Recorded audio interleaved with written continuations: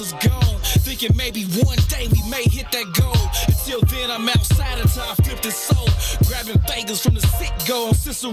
I see a visual of them people frisking, bro. Stretched out by a shorty with a grimace on. Sometimes it ain't even the money, it's the principle. Can tell you why we died, but what are we living for? This is my city, just where I come from.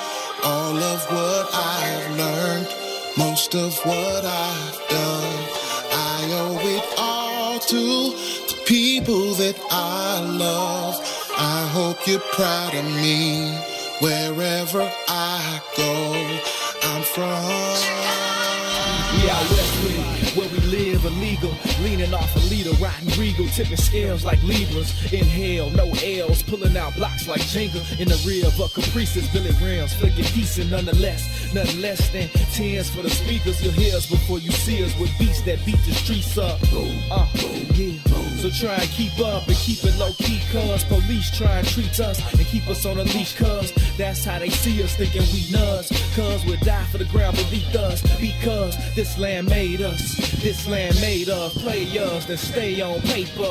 That's how we came up amongst the mayhem to the day when we display what we made of. The game could never change us, the west side teaches. On these streets where you find that D before G. We out west with it, back down, trying to flip a dollar. If you looking, then we got it, you just got up in a block. We out west with it, riding clean, wetter than the sea. On the scene with a full tank, blowing AC. We out west with it, I'm posted, let me know what y'all on. Cause if y'all get on something, then just hit my phone. We out west with it, yes sir. Hustle for every penny in the trenches, but we turn struggle into strength. Smell the grind in the air, take a whiff. Only the nose knows the aroma. Compose the money rolls that fold up, holding cold cups.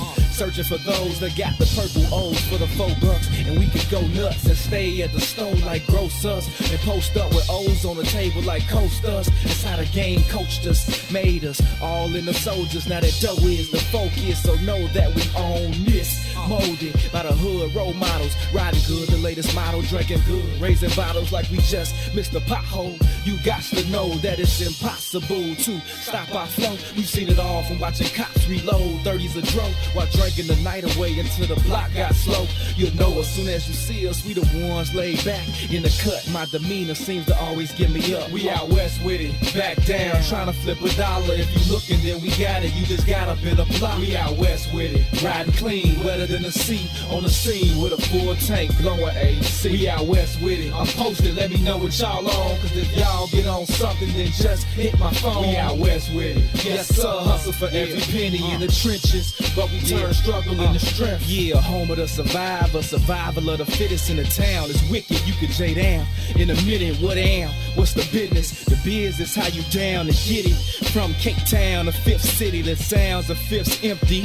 When we tipsy, it's risky. Where the lick be, at least 10 deep. It tempts me, but there's no mystery. Where the chips be, the tips G. Just our history from the 60s. Pimping ain't easy, but we bleed it. This here game is in our veins, in the air we breathe in. Believe this, it's no game, but the key is your mouthpiece, spit your game. But believe, turn nothing into something. We suffer without supper long enough.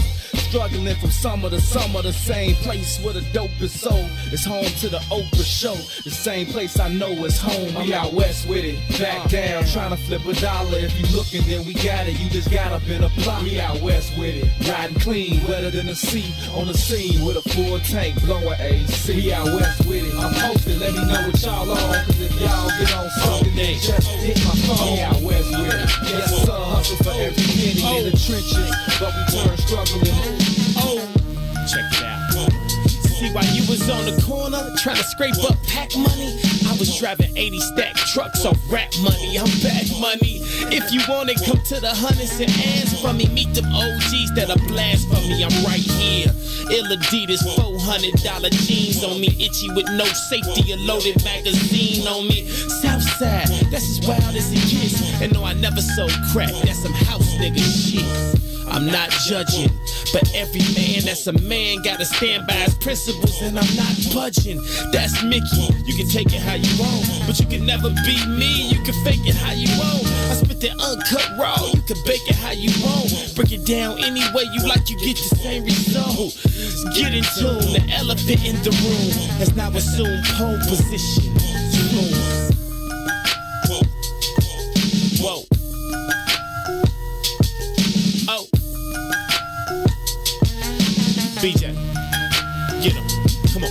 Reporting live from the gutter where that butter get gorillas jobs. That's why we call it work. The same work who get a nigga robbed. I throw my dice against the concrete. If the bitches pass, see you later. Grab my paper, tell them they kiss my ass. This the jungle, baby, I'm a lion.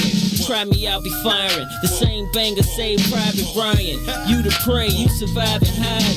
Better pray that them vultures and them rovers don't go flying by them. Them other niggas just so-so. How Linda birth a nigga this hot in the cold go?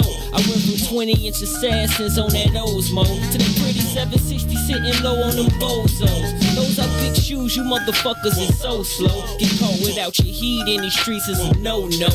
Baby need Pampers, daddy need that photo. It's bread or nothing, big old niggas, you see the logo. Whoa. Whoa. Come on, Scooter. Look, I don't see a nigga alive. And if a nigga claim he better, then that nigga done lied. And if some niggas jump chose, bet them niggas done died. You can always spot a cobra by the look in his eyes. You look at his clique, check out his bitch, and look at his guys. Cause 9 times out of 10, all that tough shit be just a disguise. And that does it. I got the chrome Mac in a black luggage. Cause money ain't the root of evil, Jack is the lack of it. I stay different. I move around like y'all hate women. I'm starting to think this whole industry full of gay bitches. No checkers, it's a chess game. Catch me in the next lane. Fly nigga, bunch of ice on me like my chest frame. All money's pocketing that, like a Hamas rocket attack. Explode profit and jacks where your moccasins black. Acknowledging that he resides. These scriptures is heathenized. Y'all couldn't paint the pictures that he provide. Eagle eyes, eagle eye on the beef out. Either scream peace or pull your piece out. The flow will knock the teeth out. From out west where we never put our rags down, nigga. If I ain't the best, most likely it's that Ragtown, nigga. That's me. All I can see on this beat. Whoa. Hey, haters, keep hating. Y'all inspire me. Chicago, West Side, South Side. A1.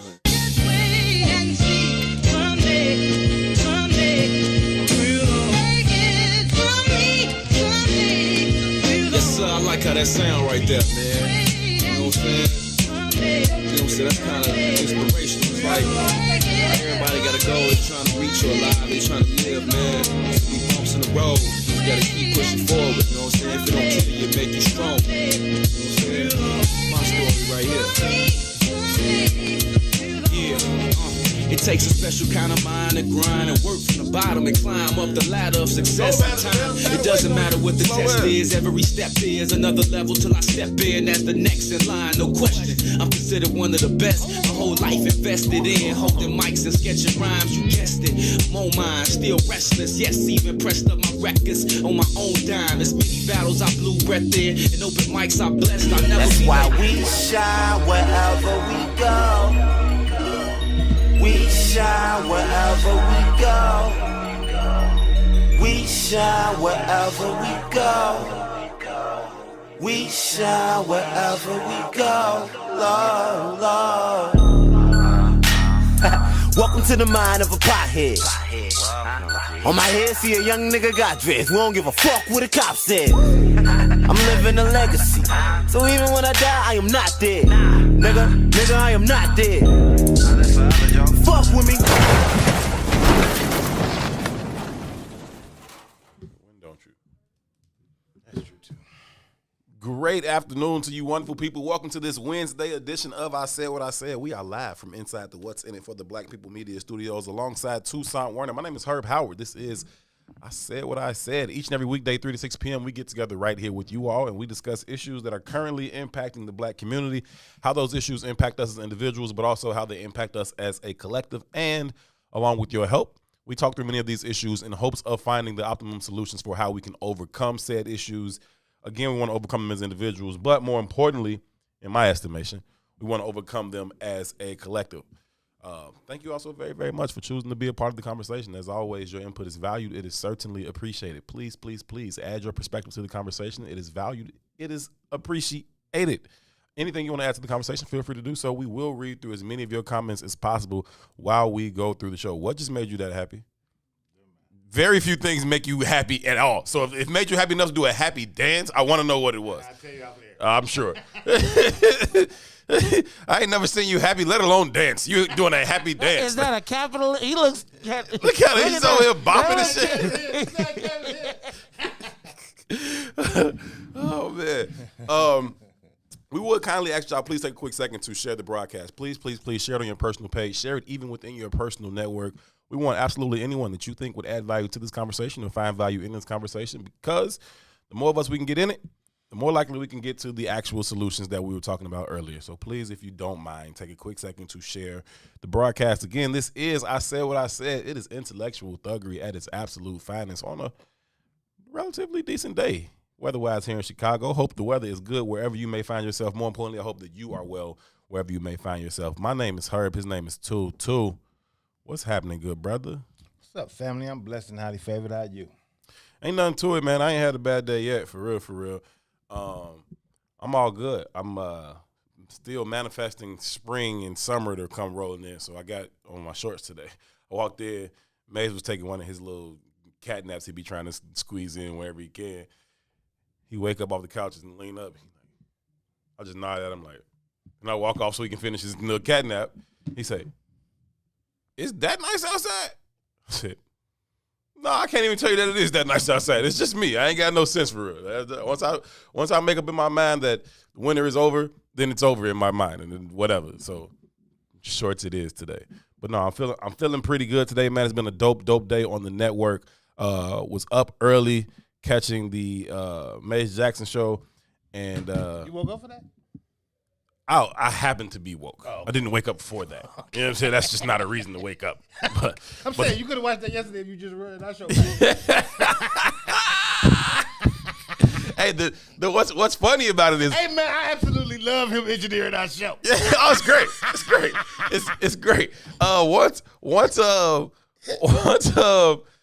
Once he noticed that I was in the room this morning, he like, they in here doing research for the show, so they can talk about they gonna talk about what I'm talking about. Like, ain't nobody talking about what you talking about. Nobody got time to talk about Mike Madigan for 4 hours.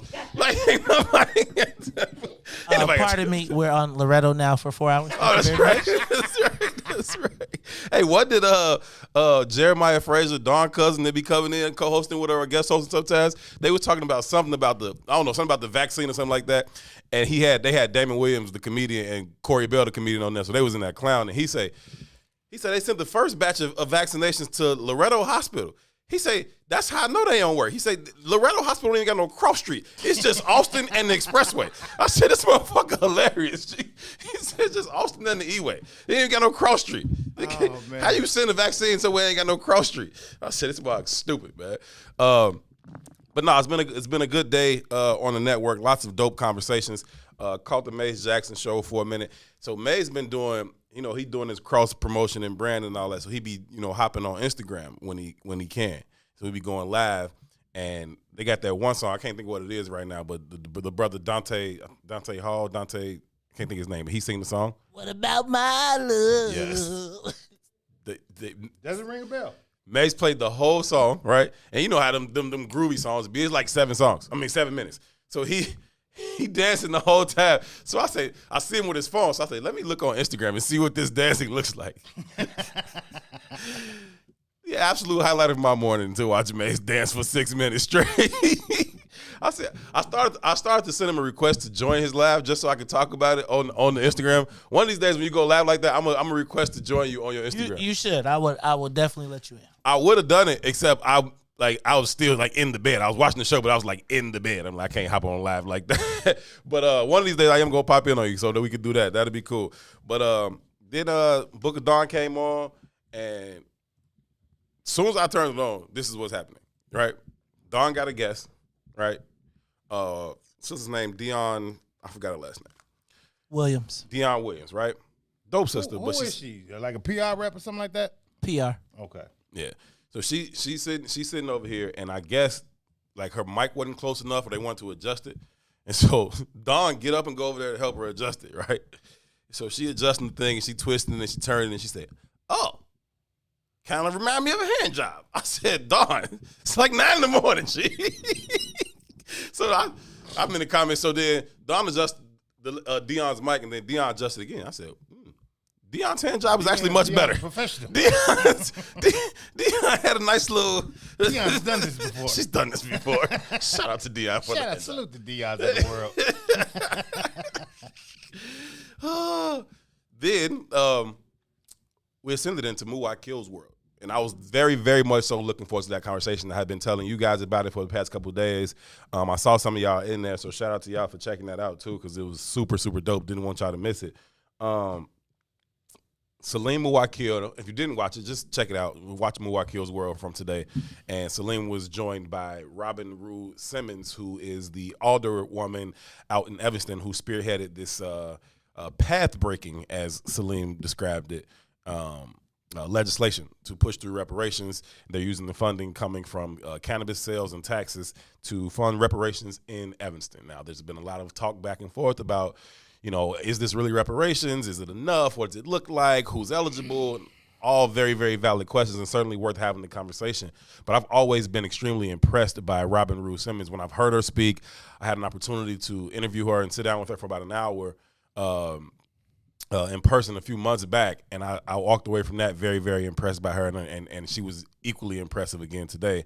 I think it is just a start, but I think it's a pretty good start. She kind of went through some of what that looks like, and we certainly want to have a conversation around that today. And then he also was joined by Cam Howard, who is the national co-chair of NCOBRA, the National Coalition of Black People for Reparations in America. Something like that. NCOBRA, National Coalition of Black People for Reparations in America. Or for African Americans, something like that. Sound right, but okay. That's right, bro. It's National Coalition of Black People for Reparations. Okay, reparations in America. Okay. He has a very diasporic view, though. Yeah, that's what I said yesterday. I said, listen, I love Brother Cam. Diasporic, or how you say it. I salute his work because he's I salute him. I think there's flaws in the work. Okay. I salute his commitment to the cause, right? And to trying to get to reparations. He's put his life into it, and he's done more work on reparations certainly than me and than most people that you'll ever come across. And so I value that opinion and perspective. But like I said yesterday, as much value as I have for his opinion and perspective, and as much love as I got for Cam, he's wrong on this. Like he's just wrong on it. And so, they didn't really get into that piece until probably the second hour of the conversation. Again, Muwakil's World airs right here on What's In It for the Black People Media, Wednesdays, 11 a.m. to 1 p.m. In the first hour or so, he was getting information about the reparations plan that's happening out in Evanston. So he was talking a lot to Alderwoman Simmons, and then they kind of got into this conversation with Cam about NCOBRA kind of versus ADOS. That's what it was. That's what it was, right? And Tool. But it wasn't. So before you go any further. Yeah, okay, come Salute on. to Salim. Salute to Salim for being Salim. Code is He's cold. MF in the goddamn He's cold. world, right? Because I recognize Honor and Salim, respect to King Salim. Salim Man. is so smooth though. When he don't agree with some shit, he does it so smoothly that the guest doesn't. You don't even know recognize he's he like said, in "Hey, total man, you're full of opposition. shit." Right. You don't even realize that he's in total opposition to what you just said. He be like, hey, I think Salim might agree with me. So Salim thinks you're full of shit. Okay? Okay, I gotta learn that skill, G. No, you'll never get it. You'll never get it. If I don't fuck with what you talk about, you're going to. Let alone using wordplay to deflect how pissed off you are. You can't even control your body. But I admire it, though. Yes. I do admire it. Admire it for sure. Imitate it, no. Maybe when I get to my 60s. Hopefully, Maybe. God willing, I might calm Maybe, down because I can imagine that Salim was like that, G. I can imagine that Salim was a pistol starter in his 40s. Maze, what's the sister used to have the newspaper? It would come out like weekly. She's still around, too. The Red Eye? No. What was it called? Crusader? No. Damn, I can't think of the name. Yeah, is it a real paper or is it a... It was, about 10 pages. But it would be like in the Walgreens and everything. Not Indigo. Is it a... Indigo. What's Indigo. her name? Is it a dorm? Hermine Hartman. Mm-hmm. Man, let me tell you. Hermine, if you listen to that, I apologize. I don't. Up front. I don't. So, when my father passed away, she dedicated Two of y'all the together, entire boy. indigo to my father. Right, every page in there was about my daddy. If she'd have known how my daddy truly felt about Oh, wow. that sounds so terrible at this point. Why would you even? But I'm just saying that's how smooth he's. No, I feel you. I feel you. Thank you. I appreciate you doing that because I know her heart is dashed on the rocks right now. Definitely, So thank you. Definitely. But Salim is like that. My daddy played it like that. You Right, know what I mean? right. Like, that's an amazing skill set to me. Oh, it's necessary. One that I don't have. No, you know don't. what I mean? And I don't even know that it would serve you all that well. It serves you well to be as brash and off-putting as you can be sometimes. So my father was kind of in that Afrostocracy that Maze talks about. Right? Uh-huh. So He was. So when he was passing, like when he was going through his transition, like he was living in my house. I had him at the hospice in my house. So all them people was in my house every day. Right? Boosie, you in jail? I had it was probably 50 people in my crib every day, all hours of the day, right? Rotating door of these high-ranking black figures. You know what I mean? And I was putting together some stuff for my dad. I did a Because he's stupid, dude. That's why. I put it together at the event at the DuSable. I was doing a lot of stuff. I sold off a lot of his artwork because at the end of the day, my mama had never worked in her life, and I knew that responsibility was on me once this transition took place. So I'm trying to get ahead of the game. You know what I mean? In any way possible. Sure. And ain't no 401k for no entrepreneur. So this all on me, and I got 2 young babies. Make some shake. I got to make some shake, right? So I'm putting together this show at the DuSable, and I'm selling his pieces, and I bring in some, what would they call them? Like Artifacts? No, it's a specific word for him. It's the guy who takes paintings or photographs and decides what their value is. Oh, okay. Like an appraiser or something? I don't. It's a certain. They call it a form of an appraiser? Yeah, but they call it's something specific in the art world. There's a name for him or whatever. Not a curator. It's not a curator. It's a name for him. Okay. It's a name. Whatever though. Whatever. He was in there. And don't do that. You ain't got to do that. Don't do that. You ain't got to just have it that. What are you doing? But anyway, I want to try and do that. Just go. So dude is in here telling me what he thought my father's work was worth, right? And I was like, nah, fam, you off base. You know, I'm not going with that. So whatever price he came with, I was raising the price by like $3,000 to $4,000 no matter what the regardless, what the piece was, right? And some of it I was just doing to irritate him, but some of it I was just like offended that he came to me with the numbers he came to me with. You know what I mean? And Hermine, Adorn, just you can name them. If you know who Black Chicago elites are, they was there. You know what I mean? And they was all offended by me. But I went into my Toussaint bag, right? Of now, course. my daddy is laying in a hospice bed about to pass, right? And my energy was like, man, who the fuck is y'all talking to, right? And he pulled me to the bed. This man barely got life in his lungs, right? He was like, shut your stupid ass up.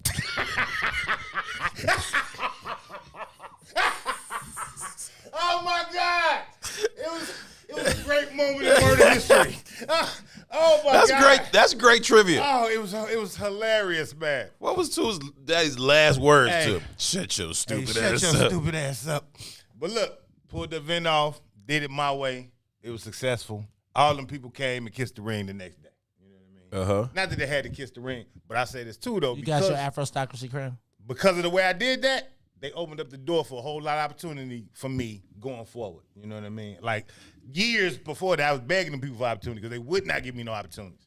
But after that, it was like the opportunities Right. It was a floodgate was open. But it was hilarious though, man. But he was like, man, shut your stupid ass up. Hey man, once people realize they got to deal with you, they deal with you a different way, right? Like as long as they don't feel like they got to deal with you, it's like treat you and dismiss you, whatever. But it's like, oh, this is a motherfucker I got to deal with, so I might as well deal with them a certain way. So that's not a, No, that's real. you know, But you also got to assert yourself amongst that crowd to let them know that you're not dependent on them as well. Too, it's a different kind of energy. You know but what I mean? it's the same. It's the same as like growing up on the playground, though. You know what I'm saying? Like the people that's in control, that's in power, that's like you ain't gonna earn their respect by cowering to them. You know what I'm saying? That's just not how it works. And it's the same way when you get into business and like people who are established in the game. You ain't gonna get their respect just cowering to them like, you got to come in there shaking and moving, making some noise. And they be like, oh, he's somebody to be dealt with. Let me start dealing with him. But You know what I mean? Using that same analogy, we could bring that same analogy into the context of the conversation we're having around ADOS and around in Cobra, right? So my old man also used to say to me, he was like, man, you're a home run hitter. He was like, but the only reason you are a home run hitter is because I was a base hitter and I got on base.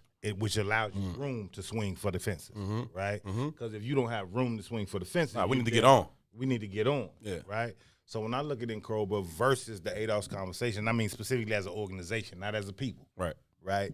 In the last 5 years, the ADOS conversation has changed the trajectory of reparations. And if you deny that, you lying to yourself. Yeah, they're up for debate. It was at the presidential debate for the primaries. Never before. Yeah, but that matters though, right? Because I think they playing the game to win. They swinging for the fences as projections should go. As you increase and get better in whatever it is you're doing, you should be aiming for the win instead of to just get on base. Right. In my mind. You know what I mean? Agreed. So when I hear the Cobra conversation, it's still some flaws in it to me. Now, don't misunderstand me either. Don't misconstrue me. I think the ADOS conversation in regards to the information is brilliant. In regards to the management and the leadership, it's horrid. It's horrid, right? And I think that traditionally where I've lost value in the ADOS conversation is via their management or their leadership, not via their information. So in a lot of ways today, when Cam was because Cam went in on ADOS today. And He went did, in at and a I've never personal seen level, Cam's I've never energy seen him like do. that. I've never seen him do that. And even in going in on them, in my opinion, he was kind of spewing a little bit of misinformation. Misinformation that kind of validated his perspective, but still misinformation. Yeah, and you know what? And I've always respected him for not doing that. Yeah, me too. I've never seen Cam with the type of energy that he was presenting today. And even Salim was like, well, let me catch you while I got you in this space where you he used the Salim word that I can't use. But he's like, well, I got you in this space in this type of demeanor. Let me go ahead and have this conversation with you. And Cam was speaking in a way that, again, I've never heard him speak before. And I can respect the passion and all that. I get it. Again, he's put his life work into it. That being said, as soon as I saw him speaking that way and I heard the things that he was accusing ADOS of doing too, and again, I'm not saying that ADOS didn't do everything he said they did. But as soon as I heard him talking about them that way and hearing them talk about him that way or Cobra that way, I'm like, we fucked. Like I put it in the comments. I'm like, we are fucked because we got our two biggest organizations that are fighting for reparations for us, and they are at each other's throats to the point where they are discrediting each other's work. And so even if I'm not in agreement with you, right, I don't feel like that it is in our best interest for either of them to discredit the other's work. I don't think ADOS should be saying that I don't think the ADOS should be saying that Cobra is invalid, and I don't think that Cobra should be saying that ADOS is invalid. Like, it doesn't serve us. It's very counterproductive to what we're trying to get done here. And so for them to be going at each other like that, not good. From a grassroots perspective, though, right? ADOS and Cobra. What's the Tariq Nasheed thing? Fundamental FBA, fundamental African foundational Black Americans. I mean, yeah. Would you say that those are probably the biggest? Well, BLM is the biggest for sure from a grassroots standpoint. But outside of BLM, are those like the largest Black organizations on the grounds right now? At least the most talked about for sure. Unless you still include the nation. Say that, I don't know if where you put like NAACP and I don't. That shit don't count to me. Okay, so then I think that you nailed them. I think you nailed them. So we take just them three, right? Cobra, ADOS. I would have included the United Negro College Fund until last week when I found out they ain't never had a Black person chair that damn board. Let's do this. Everything though. Those three, that's all the Black. Those three, and maybe colleges too. And maybe what? What's Dr. Umar shit? I don't know the name of his shit, but his shit. He's talked about. Let's keep it a buck. We don't call him the whole. No. Whatever. Those four. Right. And if you take those four, the leadership capacities of those four, with the exception of Cam until I saw that presentation today, their biggest issue is the infighting. It's the infighting. It's really young and ignorant, and it's infighting. Umar specifically, man, like people can say what they want about Umar, but without him having any foundational backing, like even if you think about Tamika Mallory, like in her visibility right now, that's also grown out of the National Action Network. That's off the heels of Al Sharpton. That's off the heels of that church organization, right? Umar has none of that. Umar just grabbed the microphone one day and elevated himself. That's some powerful shit. You got to acknowledge that, right? But then he gets into these kind of quarrels with like ignorant folks, and it dumbs down his message. Duh. You know. But then I feel like he's also birthed out of the rap beef thing, and I think that like how I heard about all of these people, a lot of times is because of the beef that they were having between each other, and I think that somewhat feeds their growth, right? Because it feeds their growth, but it is absolutely counterproductive to the overall mission of the collective. You know what I mean? Like if you're trying to go get bread, the two biggest people that's fighting for it should not be beefing with each other. Like how the fuck is that gonna work? But to May's point though, that's kind of the cultural thing, because he wasn't birthed out of rap beef. In a real way, Chicago made Umar. That was his stomping ground. He blew in Chicago, even though he's from Philly or wherever. He blew in Chicago like years before he was like a national household name. Right. Umar would have events here in Chicago. You can go and you couldn't get in the door. And in Chicago, he speaks to that too. You know what I mean? But again, as your celebrity grows and your ego grows with it, is it foundational? Are you really about the cause, or are you about self-aggrandizement? Because that's what seems to be changing. And when these people start to get the level of celebrity, because even if you follow Yvette or Tone, or even my man Tariq, right? Tariq is an interesting study in general, right? Tariq has books about pimping. That's how it came out in the public lexicon. He used to write books about pimping. That was his thing. Then he went on to the movie. I don't know, G. He got the whole documentary series. Hidden Figures. No, what's the name of it? No, it's the. Is it Hidden Figures? Wasn't the Hidden Figures with the It's five? not Hidden Figures. I can't remember the name of it, but it's 5 series. It's Hidden something.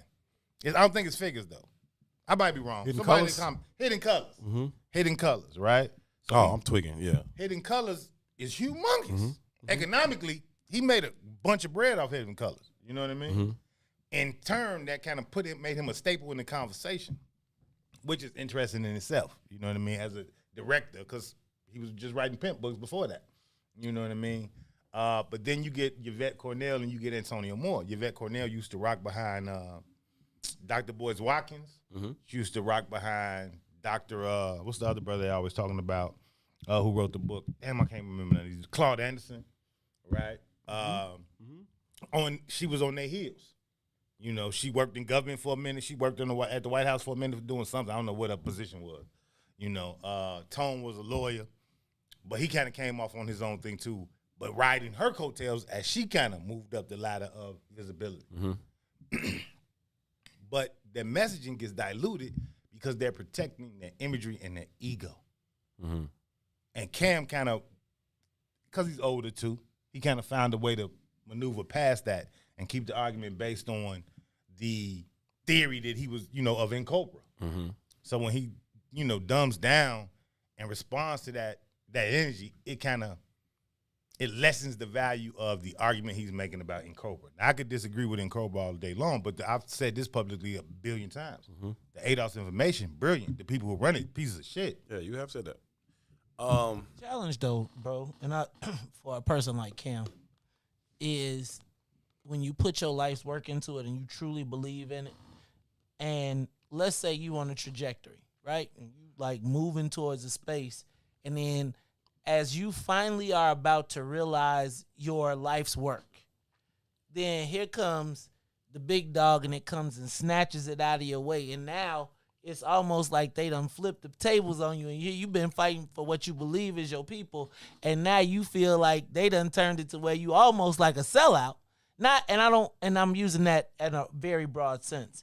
And you find yourself feeling like, damn, man, how much of this do I gotta take?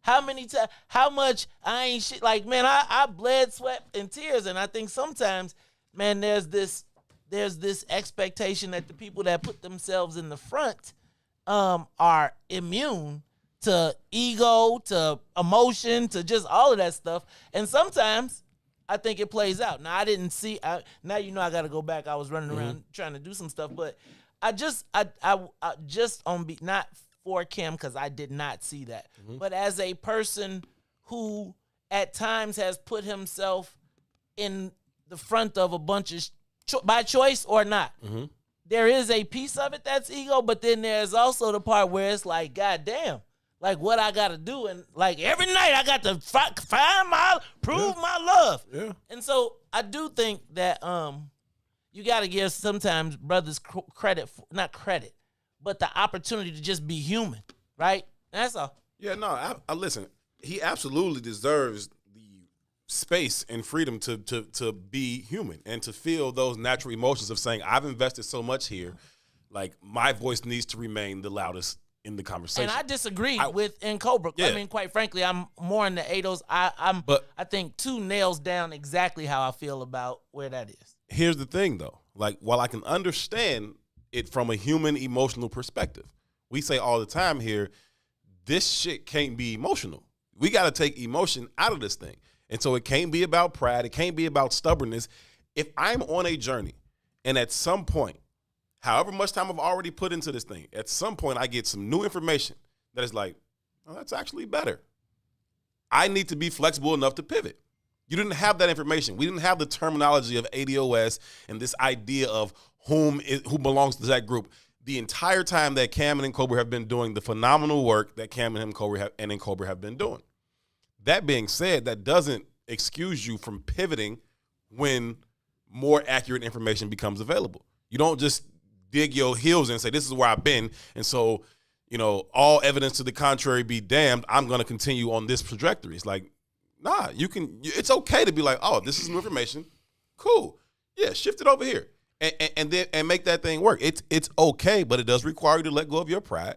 It does require you to relinquish some, I don't know, sense of control or whatever. It's your baby. I understand it, but either it's for the greater good or it ain't. And if it is, then once new information becomes available that is better than the information you had previously, you should be flexible and able enough to pivot your stance on that. So I agree with both of y'all. Right. Write that down. In essence, record this time, right? In essence, none of them people become them people without ego. Oh, that's real. That's a buck. That's just real. For sure. You don't push yourself to be in those positions without ego. Nah, it's like everybody talking about Jordan. Now, he was the tyrant to play with. Well, he don't become Jordan if he wasn't that type of dude either. You know what I'm saying? So it's like, I get it, but Yeah, you don't get to them. You don't elevate yourself to them positions without ego. Mm-hmm. But there has to be some balance. Right. You know what I mean? And I keep it super buck. I suffer from the same ailments. Mm-hmm. You know what I mean? Like, my ego drives the shit out of most of the shit I do. Like, watch me prove you how cold I am. Oh, yeah. You know what I mean? But at the same time, as I grow and I mature, I find room to respect other people's opinion and ask questions. Like, me and Herb don't agree on 99% of shit. Right? But I respect them and I can hear it. You know what I mean? And because I know we got both best interests in line, we can navigate from that space and not where we disagree from. You know what I mean? Mm-hmm. And even on serious shit where I be like, man, fuck this. Right. I'll call her and be like, I'm saying fuck this. What you think, though? That's real. But it's true. That's real. But it took me years to even get to that space. And I'm only to that space with people that I'm ingratiated in a relationship with. Like, I really trust them people. You know what I mean? Yeah. Because if I didn't, fuck you. And so to that point, maybe that is where some of the trepidation to then pivot comes from Cobra, right? We've all sat here and said that, the ADOS philosophy is solid as it comes. The leadership and the people there within, not quite so solid. And so maybe it is the personal relationship or the lack of trust for the people on that side that is preventing Cobra from saying, yeah, maybe that does maybe we don't need to fight for everybody who ever left the shores of Africa. Maybe we need to fight for the people who landed here and were harmed here, if that's the people we tell them to pay this bill. Because we're not telling everybody to pay this bill, right? It's like, America, pay this bill. Okay, who the fuck do I owe? You know what I'm saying? Like, you want me, you telling me I owe some shit. Cool, you got a case, you can prove that, right? Clearly, all my wealth came from 200 years of free labor and then everything we've done since. Cool, you got a case, prove it. Got you. But I don't owe every fucking body that left Africa. I owe the ones that came here.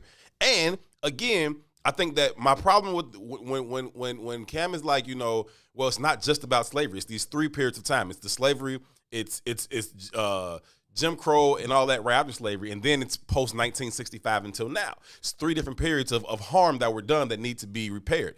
And I get it, right?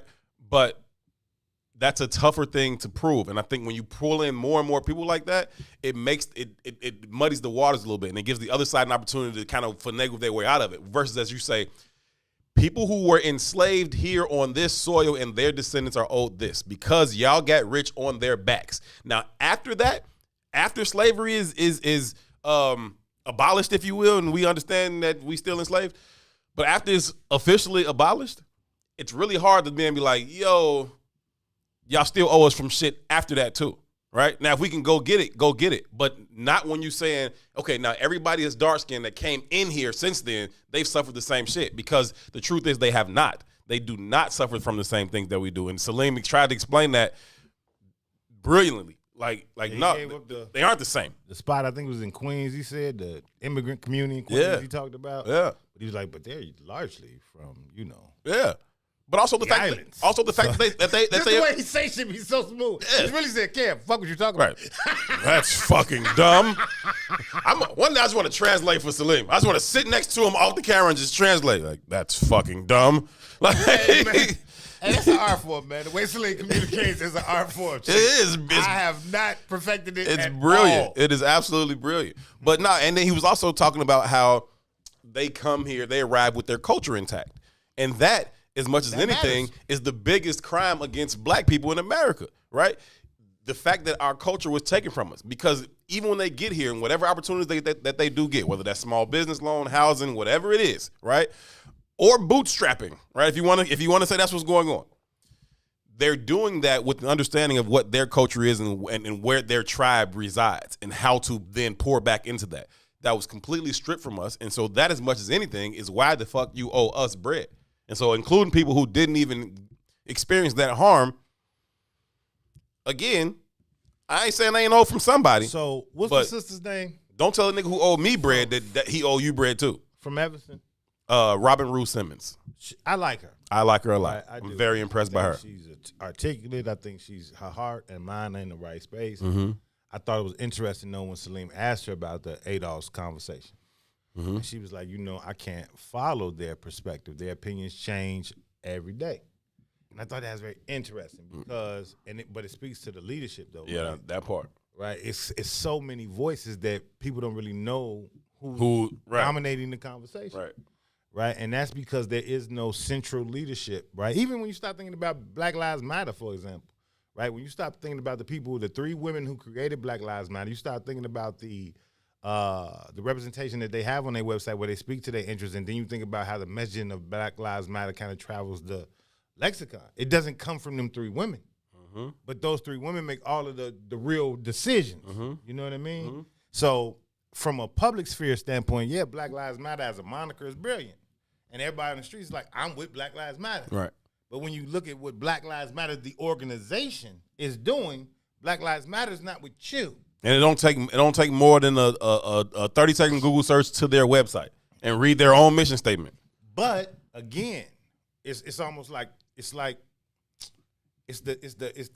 imaging and messaging dictates behavior. Those 3 women are not really the creators of the imagery and messaging, because the imagery and messaging is coming directly from the grounds, right? It's the posters, it's the people, it's all these other sales that are talking but are really not at the highest levels of the conversation. Same thing with the ADOS conversation. If you're listening to Twitter, who are you listening to? You know what I mean? That's like, I don't know, man. No disrespect, but if we had a community organizer speaking for the mayor, would that be valid? I'm serious, though. I mean, could we take the community organizer's word as the valid word of what the mayor intends to do? You would have to see through the nuances of that. Sure. It's not the same word. Sure. Right? And I think that's where the waters get murky. You know what I mean? So if you're going to have a conversation about an organization, you should be having it about what the source is putting out and not what the sales are putting out, right? And it also speaks to how comprehension works. Oh, yeah. You know what I mean? That part, too. Comprehension is interesting, man. And how we receive messages versus how they were intended to be received sometimes is different. That's the greatest breakdown in communication. Communication is the sending and receiving of messages. Until someone has received the message and properly decoded it, you have not communicated. You're just making noise over there. And we think that because I sent the message, then we've communicated. Nah, you sent the message, and whether that message was properly received and decoded or not will dictate whether or not we've communicated. Otherwise, I'm making noise, you making noise, we ain't communicated shit. And they go back and forth making noise, but nobody's communicating. And if you're talking about the leadership within ADOS, then it's hard to communicate because nobody even knows who the fuck to communicate with, right? There's no consistent message. The philosophy is consistent enough for me to roll with it. Sometimes I think it's even deeper than that, though, man. I think the level of, like, you ever seen, it was a show on HBO, I think it was called The Newsroom or something like that. Yeah. And they opened the show with this guy's like on a college panel, and he's basically this white, and these are all white people, right? This white woman speaks out from the crowd like, America's the greatest country in the world. Mm-hmm. And this is the opening scene in the show. Mm-hmm. And the dude says, the fuck is you talking about?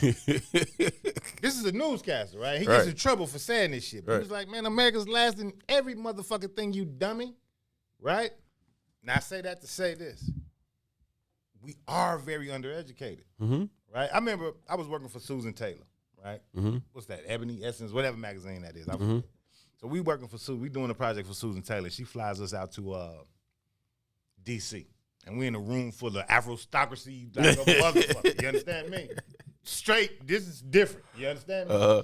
And she putting us on the spot. She was like, I want y'all to speak. And I'm not prepared for this shit. And these are the bougiest of the bougie. Right. You understand me? And I was with TJ, my boy TJ Crawford.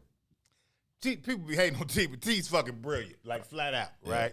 So TJ he can take the mic at any point in time and preach a sermon. He's just that goddamn good, right? So I look at him and I was like, I'm not finna say shit. I'm riding with whatever you say. Right?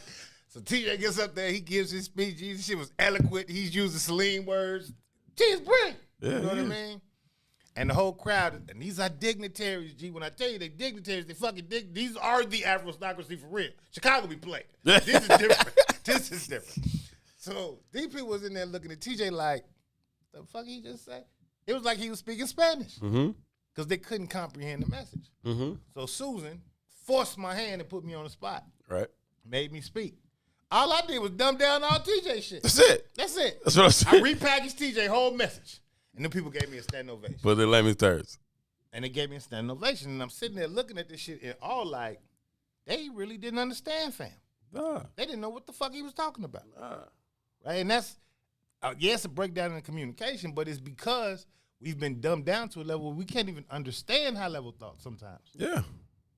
So you cannot deny the ADOS conversation and the nuances that it brings forth changes the entirety of the conversation around reparations. Mm-hmm. No disrespect to Cam, but that change is the catalyst that has brought that to the forefront of the conversation. And so that was one thing I wanted to say when Mage was giving his piece on it, and, you know, is that once you get the other information, right, you ADOS came in and it catapulted the conversation to a place that it wasn't at. And so Cam and them been doing all the work, but it was at a level, and I don't know that it was steadily rising until this ADOS conversation came in. I don't know that it hadn't reached its peak, that it hadn't plateaued, right? It wasn't. Right?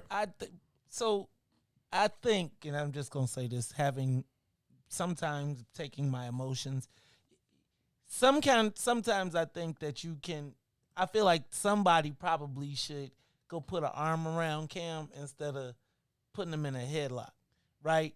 And bringing him in, and, you know, because I think about him and I think of Conrad and I think about all them just being like, shut the fuck up, motherfucker. Conrad told me shut the fuck up plenty of times. And they'd be like, dog, you don't know what shut the fuck up, motherfucker, and I'm saying that part of in our process, and I think the intellectual thugs, you know, y'all just be like, man, fuck your feelings, right? Yeah. Can you whoop my ass? But I think that there is a point as you mature that whoever's in their space needs to say, we need to go reclaim that brother and figure out where it is. Now, if he says that he slaps him down, right, then that's one thing. But I do think that you give those type of brothers the deference of their work. And we say, absolutely, you did your thing. And even though your shit ain't shit no more, We appreciate everything because you raised the consciousness of it to make it happen. And come on in, fam. Sometimes that 6 man got to come off the bench and close the game, man. Somebody just got to. I just think you. Part of that cultural sensitivity piece, though, like what Salim says, we're moving into this more feminine space. Conrad told me to shut the fuck up plenty times, right? Yeah. But I shut the fuck up. But when he leave, I be talking again. No, but because I know that shut the fuck up wasn't coming from a space of right degradation. This ain't new to me. We cool. We can talk like that. We good. Yeah. At the end of the day, I know Conrad loves us. Right. You know what I mean? Right. At the end of the day, I know that. So to shut the fuck up was like my daddy said, shut your But stupid you ass know up. it, right? You know it. I think like it took me about 10 years, like, cause the first time I talked to the motherfucker, he was like, "Shut the fuck up." And I was Me like, too. But you had to me that African Afrostocracy combination, realistic grounding in our history and some sense of his place in that. I think a lot of people come to the space without that knowledge. And I would even tell you that most of the people in the ADOS that we know don't come from that space of necessarily respecting these people's place in the whole thing. Because it's like when they came to the table, it's like, yo, cuz, we taking this shit. Like, you on this our block now. And I just think that sometimes the old guys get ran over and don't have. Yeah, it's a way to approach it. You want to approach it with a certain level of reverence and respect and appreciation even for the work that has been done, right? But for the work that they've already been doing, there probably wouldn't even been a platform or conversation for ADOS to even come in and take over or add to or catapult or whatever, right? So you come in with the proper level of respect and reverence and appreciation, and then you have a conversation. And then at that conversation, if you extend your hand and say, "Hey, I want to come in with some new ideas, some new thoughts. I think I can help to add to what you're doing, and I might want to tweak some things here and there." And that's like, man, shut the fuck up. This is all ours. We've been doing it. We're gonna keep doing it. We don't need you. Oh, okay.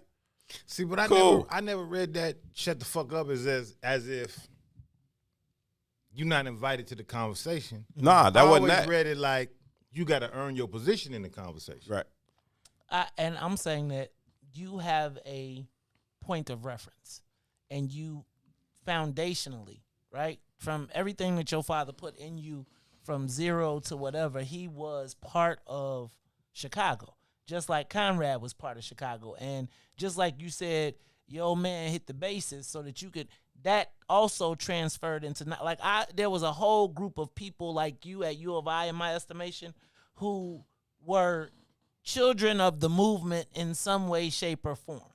And they had a different understanding of even blackness, and they kind of educated us. And so I just think you got to recognize that a lot of people, their introduction to even any level of consciousness came through YouTube or came through Yvette and Tone. And then these people that rose up, because I mean, they came in, hit the gas, and blew up. And all of a sudden, you've been toiling in the field, and they don't know him. So, like, I saw people be like, fuck Conrad. I saw people be like, and it's a time when I'm like, yo, cuz, I mean, I don't agree with him, but you ain't finna be around here MF and Conrad. You ain't finna be around here MF and, like, that's like saying they don't understand the legacy of a Henry English. They don't have that. They don't know who the fuck Henry English like, is. Who the fuck is Henry English? So Harold Lucas, all of them. Right. So once that comes, it's like, and you and those brothers who also have egos, rightfully so, in the movement space, come with the motherfucker, you don't know who I am? Right. And then you have this clash of, motherfucker, you don't know who I am. Nigga, I don't give a fuck who you are.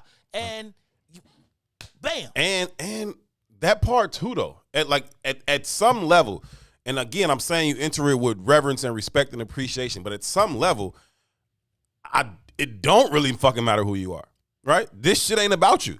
So while I can respect everything that you've done, either this shit is about you or it ain't. And you got to make that assessment. You got to look yourself in the mirror and make that assessment. And if it ain't about you and if it is about the collective, then turn some of your shit down and turn this us shit up. But you gotta have that moment with yourself, because if everybody for 20 years or 30 years has elevated you as the one, whether you don't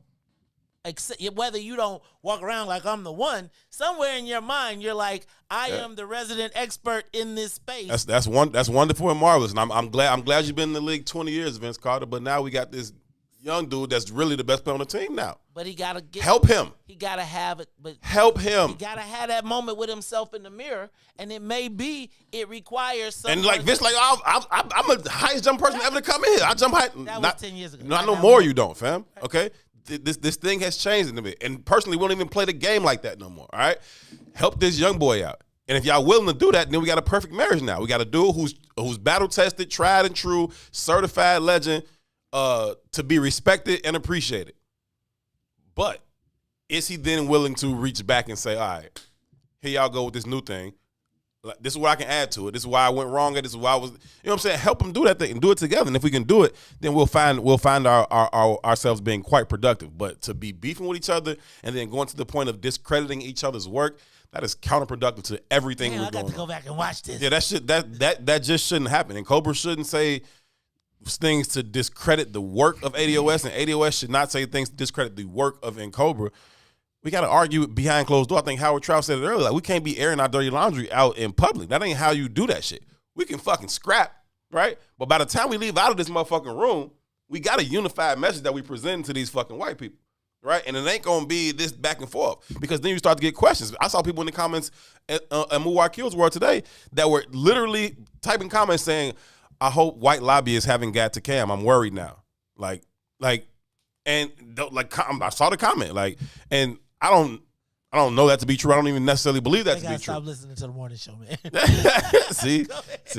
But, that being said, that is the type of discourse that can be created once you have that kind of beef going on. Like, you can't, they looking for chinks in the armor. We can't do it. We got to take a break. What you got? I was finna say, and it's around that time that your idols become your rivals. You make friends with Mike, but got to AI him for your survival. That's real spill.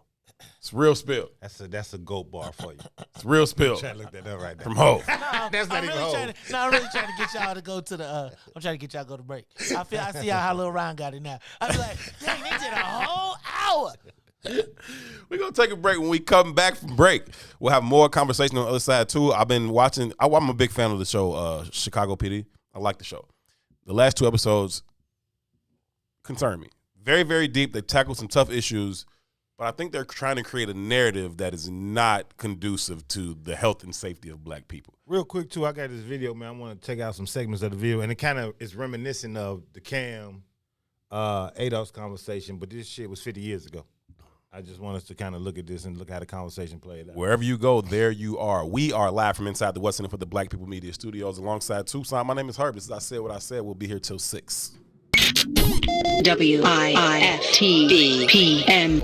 Everybody's talking about Ty Stroger. I am the host of the Nate Jackson Show, asking every single day, what's in it for the black people? And if you don't like it, you can still tell them they said mere life are fried to man, we perfection, ain't featuring a wide variety of catfish, perch, tilapia, whiting, and shrimp. Now it's your turn to see what everybody's talking about. It's the all-new Sam Silk's Chicken and Fish, Chicago's newest spot for delicious meals. Stop by at 2537 South Wabash in the South Loop, or get contactless delivery from DoorDash, Uber Eats, Grubhub, and Postmates. For more info, call 773-807-9010. 773-807-9010. Sam Silk's Chicken and Fish is open just in time for lunch, or take it to the house for a delicious dinner. It's Chicago's new spot for perfectly fried chicken and fish. Don't wait any longer. Try it today. Sam Silk's Chicken and Fish, 2537 South Wabash in the South Loop. Sam Silk's Chicken and Fish. accepting that. We ain't accepting that. Let's go. Yeah. Let's get down to business and go ahead and address the facts, man. Lightfoot seems more lesbian than black. Rahm Emanuel's another case, he was just as tired. 50 closed schools left much to be desired. Police had Anjanette naked on that body cam. They suppressed the footage so it couldn't touch a lot of hands. Reminds me of that 16 shots in that cover-up. Both of them similar, so I went and dug it up. George Floyd killed, a lot of riots happened in the town. Southside burned and they wouldn't let them bridges down. Grandmother sick, need a prescription and plus a couple groceries. You gon' have to travel just to get it now. COVID-19 out here shutting all the business down. Not enough SBA loans to even give around. So many failed businesses that you could put them in the pile. If you don't survive the pandemic, it's gon' sit you down. We sing, dance, play ball, entertain, and crack jokes. Government infested black neighborhoods. neighborhoods with crack smoke. System the milk is so bad, we got lactose. Still trying to find out what's in it for us black folks. We sing, dance, play ball, entertain, and crack jokes. Government infested black neighborhoods with crack smoke. System the milk is so bad, we got lactose. Still trying to find out what's in it for us black folks. Shout out to Willie Wilson, hope one day you get to send it. We need some different players in the game to handle business. Too many shady characters like Madigan and Blago. But when you really break it down, it's typical Chicago. City full of gangsters, it's what the land was built on. Same streets with hood legends, DNA get spilled on. Carjackers out here lurking, trying to get they steal on. Looking for a block to put them Hellcat wheels on. Let us give bogus appraisals a red line. Car crackers out here getting minimal fair time. And up the seal carry, I stay with the pipe. But Illinois gun laws giving minimal rights. Stay up on the swivel, make sure I'm moving tight. Check all of my mirrors when I pull up to the light. Pick my homie up from out of town, man, he caught a flight. He was hella nervous, told him, shorty, this a way of life. We sing, dance, play ball, entertain, and crack jokes. Government from inside the What's In It for the Black People Media Studios. Jesus Christ, Toussaint Werner. This is I Said What I Said. His name is Tu. My name is Herb. Thank y'all so very, very much for rocking with us. Behind the glass in the production studio is Maze Jackson. Mason Daddy, you in there not breaking stuff? You're getting comfortable in there. You having a good time, man. I have a good time with y'all show. I actually have a good time producing. Once I get into the swing of it, I'm always nervous to get started. But then so you don't mess it up. Once you get in, it's kind of on autopilot. Right. You know. Then I want to get all the sound effects. I want to be like, yo, man, y'all ready? Yeah. I'm gonna have you straight before it's over. Get something popping. That's what's up, man. Yeah, Appreciate you doing a little double, triple duty today, man. That's what's up. Indeed. And you got the Loch Ness Monster track going on. BT said he said Mace playing his own promo songs on you know y'all why show. I did that? You know why I actually played it though? Because it was right on point. Robin Patrice though is such a big fan of. Not I don't want to say fan, but a big member of the family for all of us. Huge. And she is always super excited when she be like, "That's my baby's song." And so I figured. And he spazzed on that joint too. Man, Charlie, I keep saying when we shoot the video, y'all can't be in it. But when we shoot the video, y'all can't be in it. Knowing we're the stars, right? Y'all can't be in the video, but I'm just telling you that was a big shout out to Robin Patrice and Loch Ness Monster because we know they enjoy. I mean, she's always proud of her honey. Indeed, as she calls him. That's a dope track for sure. Two, we was having a conversation about reparations. We were kind of, I don't know, we were extending Muwakil's world. You know what? I thought about this earlier today. Dumbing it down for the people in the back. I thought about this earlier, and I didn't. Once 1 o'clock came, I forgot. I wanted to call Salim like, yo, Salim, maybe if you got time when you get back wherever you going, I don't know, pop on the show for this review of the conversation. I forgot to do that, but anyhow. But we got Marlon Watson tomorrow. Marlon Watson. Who's Marlon Watson, Toussaint? He's he used to be, and this happened in the comments too. I learned this in the comments. He used to be the Chicago chair of the ADOS chapter. But in the comments, he responded and said that he felt like Tone and Yvette were harmful to the movement for black people as well. And he said that 90% of the ADOS chapters traditionally have detached themselves from the leadership. In the inception of the movement, when they were building their visibility, I was getting a lot of them calls from Atlanta and LA about being the leadership of the Chicago chapter or being involved. Let's say that I don't even want create no dysfunction, but I wasn't interested because of that reason. The leadership always was shaky to me. Now, that's just on one side, but on the other side, I said the information is brilliant. Yeah. And because I don't trust the leadership, but I think the information is brilliant, I said I could take this information and roll. But I didn't want to be the jerk either. Yeah, no, but I think that, for the same reason that I say, like, these people got to stop putting themselves ahead of the movement, we got to stop putting ourselves behind the movement, too, if that makes any sense. I know it sounds like I'm talking out both sides of my mouth, but I use that way intentionally, right? They can't put themselves in front of it to where their ego supersedes the greater good for the people. But I think it's also an issue of greater good when it talks about, okay, do I want to pick this mantle up and run, or do I do the more, I don't know, noble thing, whatever, and not fuck with their shit? It ain't their shit. It's our shit. And so, again, appreciate your contribution, appreciate the research, come through with respect, reverence, and appreciation. But we're gonna make this thing work for us. And if you want some me shit, move. Man, we don't really have time for it, and we don't have time to do this in a in a emotionally satisfying way. Like, fuck how you feel about this, fam. This ain't, I don't have time for it. You don't got time for it. Every single one of our ancestors then lived and died without seeing this shit come to fruition. If we gonna get that done before another couple generations die off, I don't got time to give a fuck about how you feel about it. You know what I'm saying? This how you feel ain't the issue right here, fam. You don't want to fuck with me because I'm saying this is how we should move. Cool, right? I still got nothing but love for you and respect and reverence and all that shit. But how you feel ain't really a thing right now. And so, you know, I just think that, you know, we put everything in its proper place and then we can move.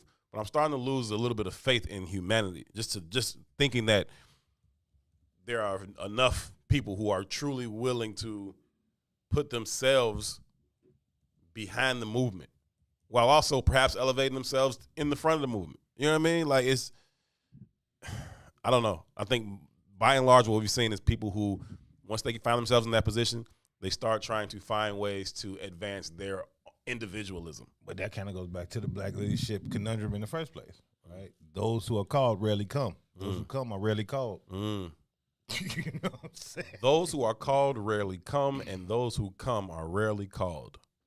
That's the truth. That's real spill. Toussaint is called. Jamal Green just came. No, I'm stuck. I didn't say that. I'm just playing, man. But I agree with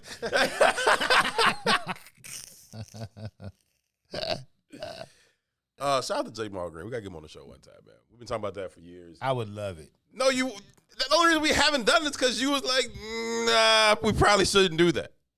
I would love it. All right, cool. Well, look at you. You maturing, man. I'm rubbing off on you, man. We get it set up. Christy Love call him right now. On YouTube said, you all don't cuss as much when Maze is there. Maze should come back more Fuck often. that nigga. He's back to read the Bible now. Oh, he ain't got his headphones on no more. He lucky. What?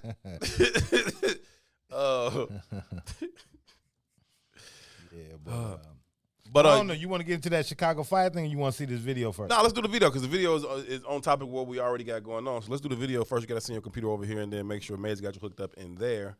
And we can do the video first because that's the topic that we're on. And we got it all day and forever to talk about what I think that they're trying to do with the narrative on such shows as Chicago PD. Shout out to Leroy Hawkins.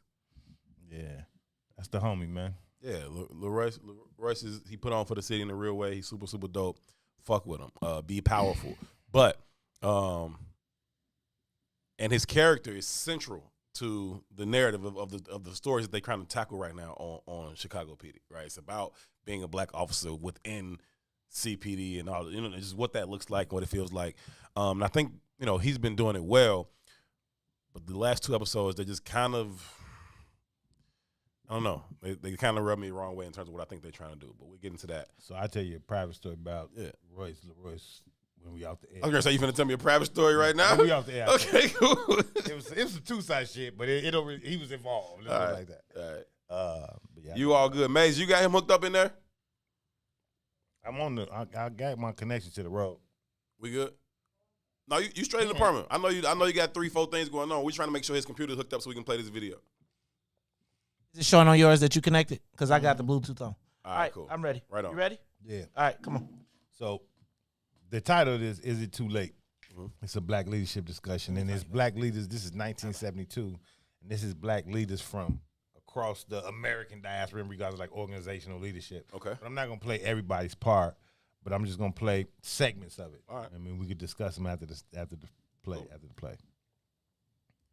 This is our program in SCLC. Thank you. The next question. Sure. I don't care about, the whole concept of a power struggle between two black folks, neither one having any power, is absolutely ridiculous, and points out the basic problem that confronts all organizations that have been speaking here, other than CORE. Even the Muslim harangue did not deal with the basic problem of the black man's powerlessness. Black people don't have any power. Abernathy and Jesse Jackson can wrestle from here to Los Angeles. They're still not dealing with power. Black people are powerless. They've been put outside of the whole white power structure, and all the organizations, the NAACP, Urban League, SCLC, National Council, Negro Women, all of them are talking as though black people have power. black people don't have any power. Unless we can begin to build black institutions and realize that we're dealing with a power struggle for survival, all these organizations are leading us straight to hell and genocide. And Dr.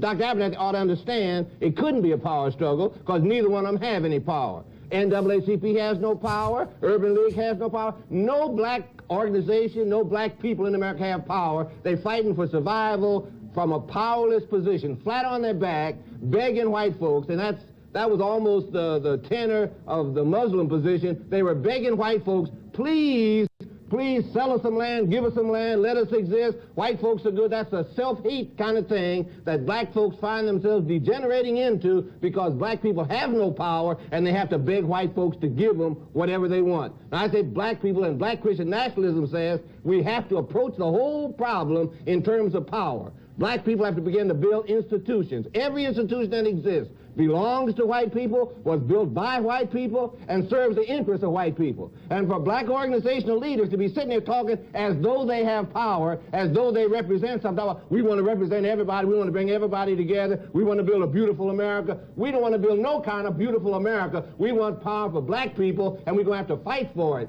It demands confrontation and the willingness to do anything necessary to get power. And we got to take it away from white people. White people are not going to give black people anything.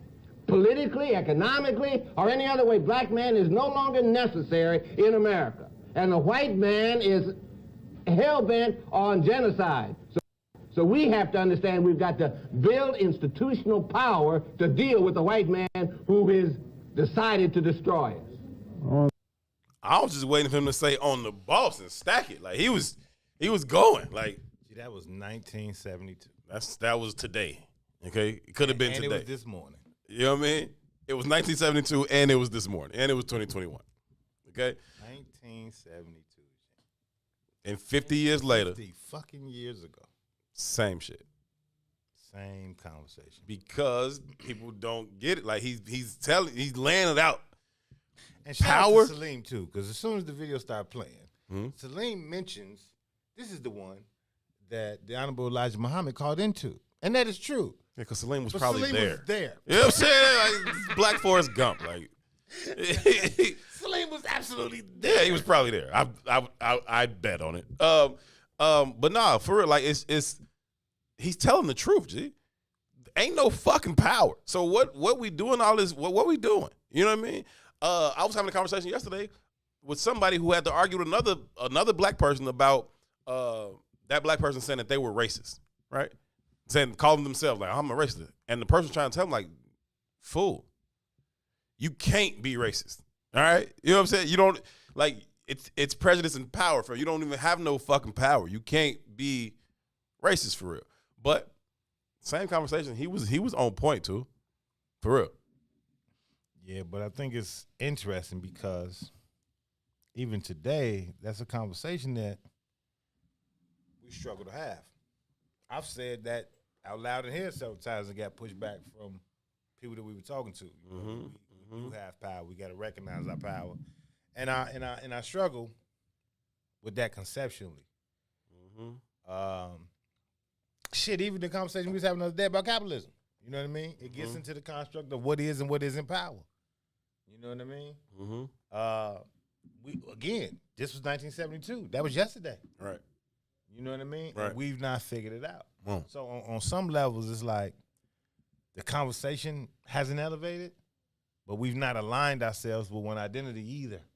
True. You know what I mean? And even in the comments today about what was happening in Evanston, just the comments, you know, in reading the comments, there were arguments that said, well, man, there's some progress. That alone is something to be championed. And because we don't really have a clear understanding of our positioning, what looks like progress? You understand what I'm saying? They can sell us anything and say this is progress because you don't know your position in the first place. If you recognize or if you align yourself with that we are powerless people, and then they say to you, hey, man, this is what we're giving you. Giving me versus what I'm owed is a different conversation. Okay. You know what I mean? And you ain't doing me no fucking favor, fam. You're not doing me a favor. Right. Right? And is that to be celebrated if it's going to disrupt the conversation of what you owe me? Exactly. Right? If you owe me $500, you give me 25 and say we square, I'm fucked. Right. I'm still down 475. I'm fucked. You know what I mean? I'm fucked. And who's the definitive of saying we're square or not? So because we're having different conversations, That's what I'm saying. is it really valuable? I just don't know, right? And I've heard pushback from people on the grounds in Evanston, even in the questions I was asking in the comments today too, right? You got to think Evanston has a very large immigrant population. Mm-hmm. So if it's not based on or solidified by, being a descendant of American slavery, what's the basis? And I'm hearing that there is a different basis of eligibility, and it's based on redlining. Well, if that's the case, then shit. What if white folks lived on that block? Who's to say? You know what I'm saying? You know what I mean? I know that's where I know that's specifically where they put black people. And I think it's their fifth ward. That is specifically where they put black people and redline them to those places or whatever. But anybody who lived there is good. Like, you know what I mean? So there's a conversation. But again, I don't even want to pick that apart so much because I think it's a great first step. I think it is a great start to an end, right? It's a great beginning to it, right? And Alderwoman Simmons was clear on that. She's like, this is just a start, right? There's a lot more to be done, and 25K ain't enough, and 10 million ain't enough. She said we need to multiply it by 10, multiply it by 100 even. You know what I mean? And so she understands that's not enough, but I do think it's a good start, especially when she was talking about the investment from the community, right? Talk about donations from churches and organizations and that kind of stuff. It's a good start, just a good start. But I think that I also have that same problem you talk about when you talk about how splitting it up in these 3 different time periods of harm. Not that I disagree, right?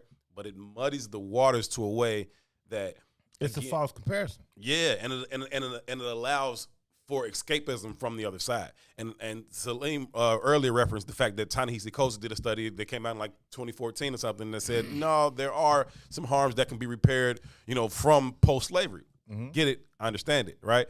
But what I'm saying is the more concise you can be about the harm and debt owed, the more streamlined the process should then become. I.e., the ADOS argument. Mm-hmm. Exactly. Before 1965, I think they say. Where was that other population, immigrant population in the first place? It was right at the decimal. Right. You know what I mean? Right. So, miss me with that conversation. Right. But to the J. Cole bar, good news is you came a long way. Bad news is you went the wrong way, fam. That's some real shit we always got to be considering, and we're considering it because we don't have a destination. Because we don't even know what the goal is, right? I.e., powers the conversation. Just running around. We confuse being busy for being productive. It ain't the fucking same. Never confuse activity with productivity. It's not the same. You know what I mean? And that's very important in the lexicon of the conversation. But from a marketing standpoint, from a marketing professional standpoint, I know you can throw out messaging to dictate how a motherfucker moves. Oh, yeah. You know what I mean? And the messaging ain't backed by nothing. By nothing. No. You know what I mean? By nothing. So I just think it's interesting that they was having this conversation. But I'm gonna You got another clip? Yeah, I'm playing this other portion of it. All right. You let me know when you're ready. I'm good. Our power potential into actuality. Any such instrument would be wholly dishonest unless we are able to come together and admit our diversities and identify them, for us to stop lying about what we are. We have a serious problem in this country among black leaders, wherein very few these days will honestly call themselves integrationists while pursuing that path with all of their energies and resources. We need to be able to admit our diversities, identify them, then there might be a chance to come together in some kind of instrument. We now have... now that was very interesting. Yeah. What did you find so interesting about that piece? Very few of them would publicly call themselves integrationists. But everything they're doing is to integrate. Yeah. Yeah. That's 50 years ago. That's yesterday. That's today. Yeah. That's this morning. Ain't nobody gonna tell you I'm trying to get next to white folk, but everything you're doing to get next is to get next to white folk. Like, you know what I'm saying? These are the people that we're listening to. Also interesting in that is he talked about this necessity for identifying our differences as well as our commonalities, right? And I think that, again, it goes back to that inability to identify our team. And so we got to identify this, identify that. Well, okay. But when we identify it, I don't think we're going to find that we're on the same team, my G. Like, you know what I'm saying? Like, I don't know. Salim says that guy later became a flaming conservative. I don't disagree. I get it, right? But I'm not confusing the message and the messenger. You Right. know what I'm saying? I'm saying I don't give a shit what he did. What he stated though, right, is valid. That part is valid, but I'm also saying the other pieces where he talking about, we gotta, acknowledge our differences and identify them, and not like, all right, cool. We definitely need to identify who we are, but once we do, I don't think we plan for the same thing. I deem that concept right there is the value of our generation. And I think he found that he was on another team, and that's where the ultra conservative. But I think that's the value of my generation in general. Right? I think our job on this planet at this present time is to connect the dots between the two generations. Agreed. Well, not the two generations, but all the generations. Agreed. How do we get from Salim to the 20-year-old? Right. You know what I'm saying? How do we merge this? That's where we at. Right. Mm-hmm. How do we merge the conversation between what Cam's talking about and what Yvette and Tone are talking about, and even Tyreek? I don't give a shit. Mm-hmm. You know what I mean? Mm-hmm. But again, it's based in focusing in and centering around what is the collective goal. But in order to have a collective goal, we always get back to the same conversation of having a collective identity. Can't have a collective goal without a collective identity. Period. You know what I mean? Period. You just can't have it. So, you could put 4 all-stars on the basketball team, but if they ain't all on the same page, it don't matter. It don't matter. You know what I mean? Or you could say the reverse. You could say, okay, the goal is to get that ball in the basket. Okay, whose goal? Who's gonna get that ball down there? Like, what team is this? You know what I mean? I see 10 dudes on the court. Who's supposed to get it in that goal? You know what I'm saying? Like, and until you identify that piece, ain't gonna be no bucket scored, fam. We'll be standing on this fucking court another 50 years from now. Like, Salim legitimately is the Black Forrest Gump. Of course. Where was he this time? He ran into Roy Anderson, Uganda in 1975. I ran into him. He was a stone black nationalist who turned very right and pro-American. Yeah. He got back to Uganda, was like, yeah, nah, fuck this shit. That's why that identity piece stuck out to me. That's why it matters. That's why that identity piece stood out to me. Like, oh, okay. Once we identify, I don't think I don't think you're gonna say we're on the same team once you identify the team. Yeah, once you identify, he's like, nah, I'm on this, I'm over here. I went on this, I went back in. The Black Forrest Gump, G. Yeah. Next time I see Salim, I'm getting his autograph. Salim is definitely the real deal, man. He is, man. Unbelievable, dog. There was another clip, but I can't remember the Can't remember where so was we that? Gotta go back to that. I was proud of you, man, because this is a long video, and you had the time marker stamp. Timestamps, everything. I'm cold, G. Check you out here in these streets. Nah, I really just know which speakers I wanted to see. I didn't know You just scroll till you saw their face? I saw their face. I can dig it, man. I can dig it. No, those was 2 dope pieces, man, and I think that it is simultaneously frustrating and motivating to see that we're having the same conversation 50 years later. Now, I don't have a box cut angry sideburns. That's me. Take me out of this. How you take me out of this? My bad. Yeah, it's all good. Big Lavender is making sales and everything else he's doing in there. So we got to get Manager Man back. We got to get Manager Man. Manager Man has to come back. Manager Man has to come back. Never thought I'd say that. Never thought I'd say that out loud. Nah, but I think that it is important to point out, that here we are 50 years having the same conversations. And, the only way to not repeat those things is to ensure that we can get the knowledge and information from a Salim Muwakil to us and to 25-year-olds. You know what I mean? Like we got to be able to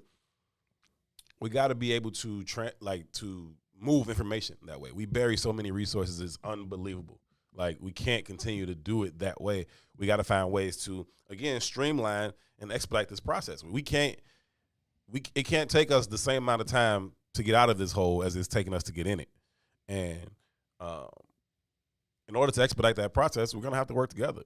But again, how are we going to work together until we identify who the squad is? And clearly demonstrated on Muwakil's world today, we are not really close to identifying our team. It should be simple, right? I get it, right? It should be simple. But it has been anything but simple to identify who the fuck we are and what it is that we are trying to get done. Yeah, but again, time is not on our side. It's not. Right? And I'm resigned to the fact that I don't have enough time in my life to see change. I'm resigned to that. But it's not even like a lifespan kind of concept, right? It's a changing of industry, right? So, and it's an American revolution taking place right now. It's a world revolution taking place right now. You know, think about COVID, for example. And this is a worldwide pandemic, right? Now, I know a lot of people call these conspiracy theories, but when you start to study like pandemics specifically in the last, I don't know, 150 years, you start to see the emergence of specific like these kind of viruses. You start to see the emergence of those kind of viruses to begin to spread around new technologies being invented or introduced into the environment. When I was a shorty, like, again, I was born in a time where the internet was introduced to our lives. I was born in a time where radioactive waves was brought into people's households via microwaves and shit like that. Yeah. Like, I remember when my old man wouldn't get no microwave. Yeah. Because he was like, yeah, that shit'll fry y'all brain. Yeah. Like, we was one of the last families in the hood to have a microwave. Yeah. Because he wasn't going. Let's go make y'all stupid. I worked with this dude who he just didn't have it all. He just didn't have it all. This dude complaining about a headache, like real bad at work one day. Just complaining about his headache. And then either he starts talking about it or something. It revealed that like he stands in front of the microwave and his microwave does not have the glass. Like the glass is gone, right? So it's really just this open thing. And you just standing there. I'm like, bro, I bet you 10-1 that's why your fucking head hurts right now. Like you can't just stand there and absorb all those fucking radio. Like you tweak it, fam.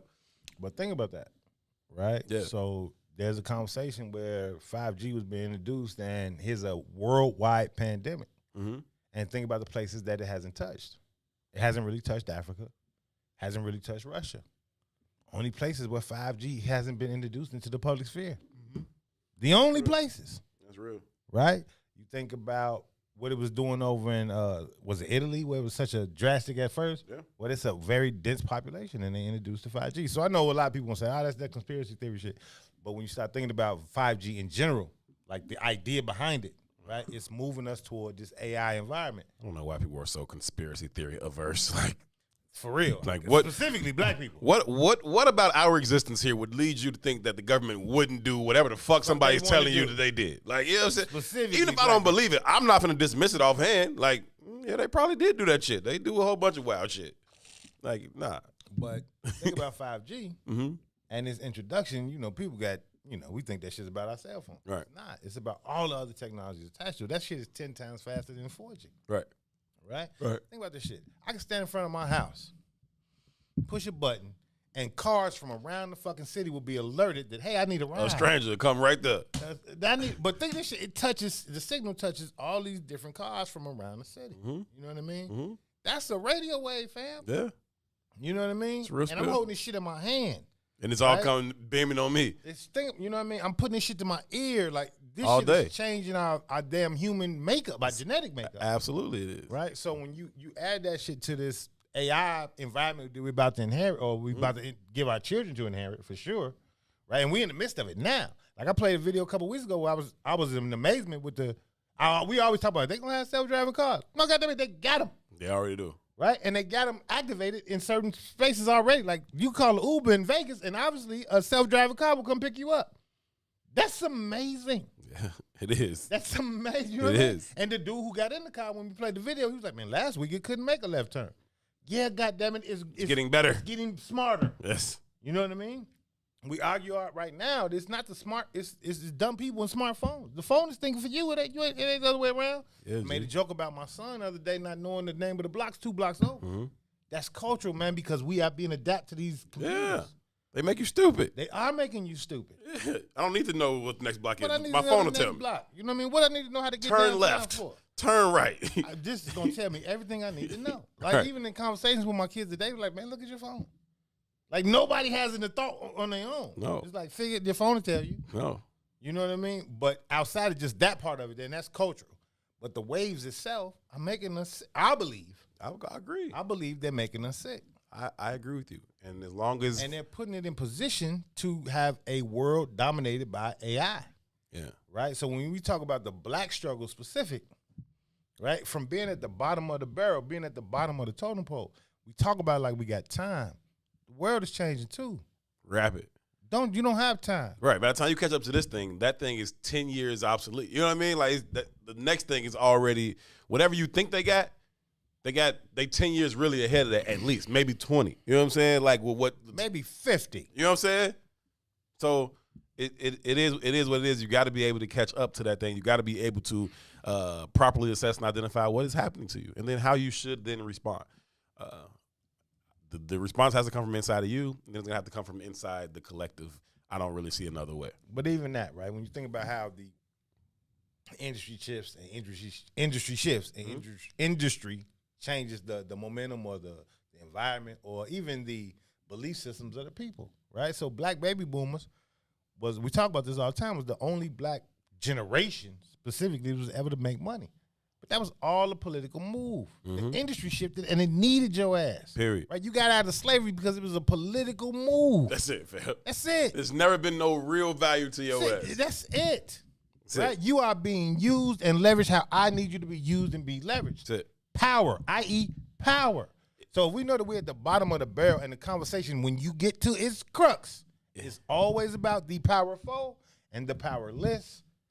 Our only job in my mind is to figure out how the fuck we get to the powerful conversation. That's it. Because other than if y'all weren't so damn athletic and entertaining, we wouldn't offer y'all entree into shit.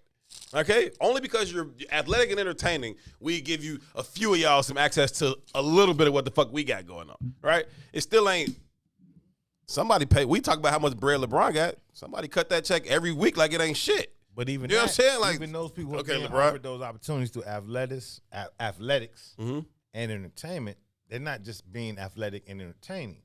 They're being leveraged. Those who are the premier people in those groups are being leveraged to communicate messaging that's, in my humble opinion, in most instances, is harmful for our community. Tell me how that's different from slavery when you talk about the biggest, strongest dudes. We're going to take them, make an example out of him. Right, we're going to put him out front, and we're going to use him to send a message to all the rest of y'all. And so back then, it looked like take the biggest motherfucker and buck break him, right? Now just take the biggest motherfucker and make him rich, and then control what he says to the rest of them. So, okay, LeBron James, the chosen one, cool. King James, on Slam Magazine since he's 14 years old. Talented as hell, I don't really have an issue with the dude, right? But he is being used and leveraged to disseminate messaging to the rest of us. It's the same shit. And just like the biggest, and they came from the breed and shit, that's where LeBron comes from too.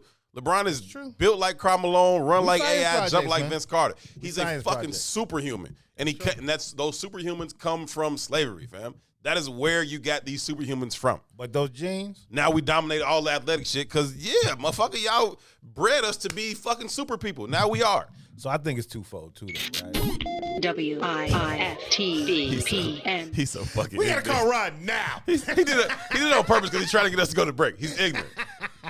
Make your point so we can break. But in a lot of ways, when we start thinking about what Matt Glover was talking about, when he was like black people from a different planet, right? The Nuwabian concept. I think there's some validity to that, right? But there's also something different when you start thinking about black people from the Americas, right? We are science projects, legitimately. So if you have any belief in the Nuwabian construct that Matt Glover came in here with, plus the breeding of the black populace for the strongest, the best genes. I don't even want to say the strongest, the best genes, right? Then that's just not physical. That's also genetic in regards to like mental. You know what I mean? It's not just physical. So we got the capacity to dominate the world, and you can see it in our music. You can see it in our energy. We tap into a different spirit. Everybody fucking knows it, except us. We tap into a different spirit, which in turn makes our culture the most sought after sought out culture around the globe. Even though we 12% of a small population, right? We are 12% of a small population, and our culture and our spirit dictates even culture the culture around. that we don't value, because we don't value this shit at all, Right? At all. We just create it. We don't give a shit about it. And then you can have it. Then you can have it, right? But it emanates from us naturally, and we dictate the energy and the spaces around the world. Is that why we don't appreciate it? Because it comes so natural to us? Quite possible.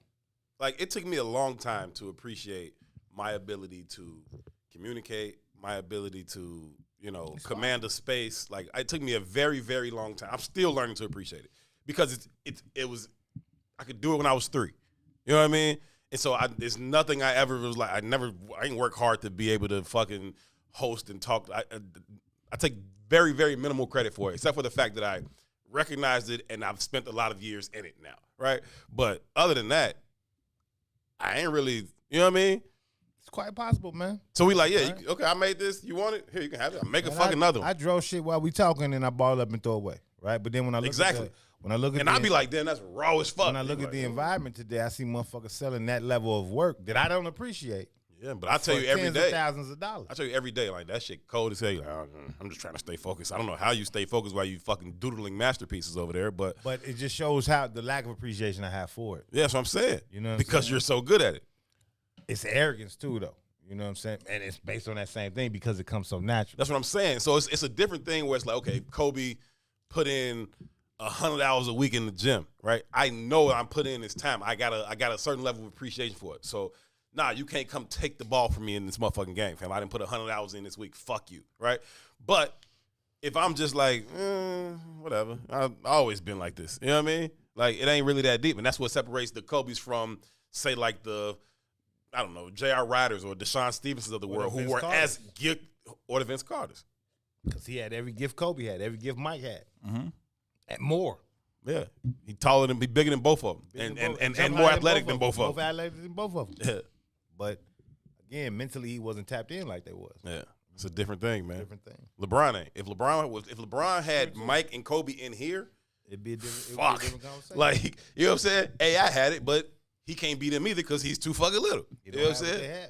Right. So it is what it is, man. Listen, let's take a break. When we come back from break, I want to have a conversation about messaging and, extend the conversation about messaging, if you will, about specifically around what I'm seeing on Chicago PD. It's a dope show. I really enjoy it, but I think they are trying to create a narrative that is less than beneficial to the black movement. This is I Say What I Said. Herb and Two for about another hour and 20 minutes. We'll be right back. WIIFTV-PM. Shop at Black-owned and operated Solo Beauty, where you are appreciated and respected. Located at 8158 South Cottage Grove, Solo Beauty can supply all of your black hair care needs. Solo Beauty is open from 11 a.m. to 8 p.m., Tuesday through Saturday.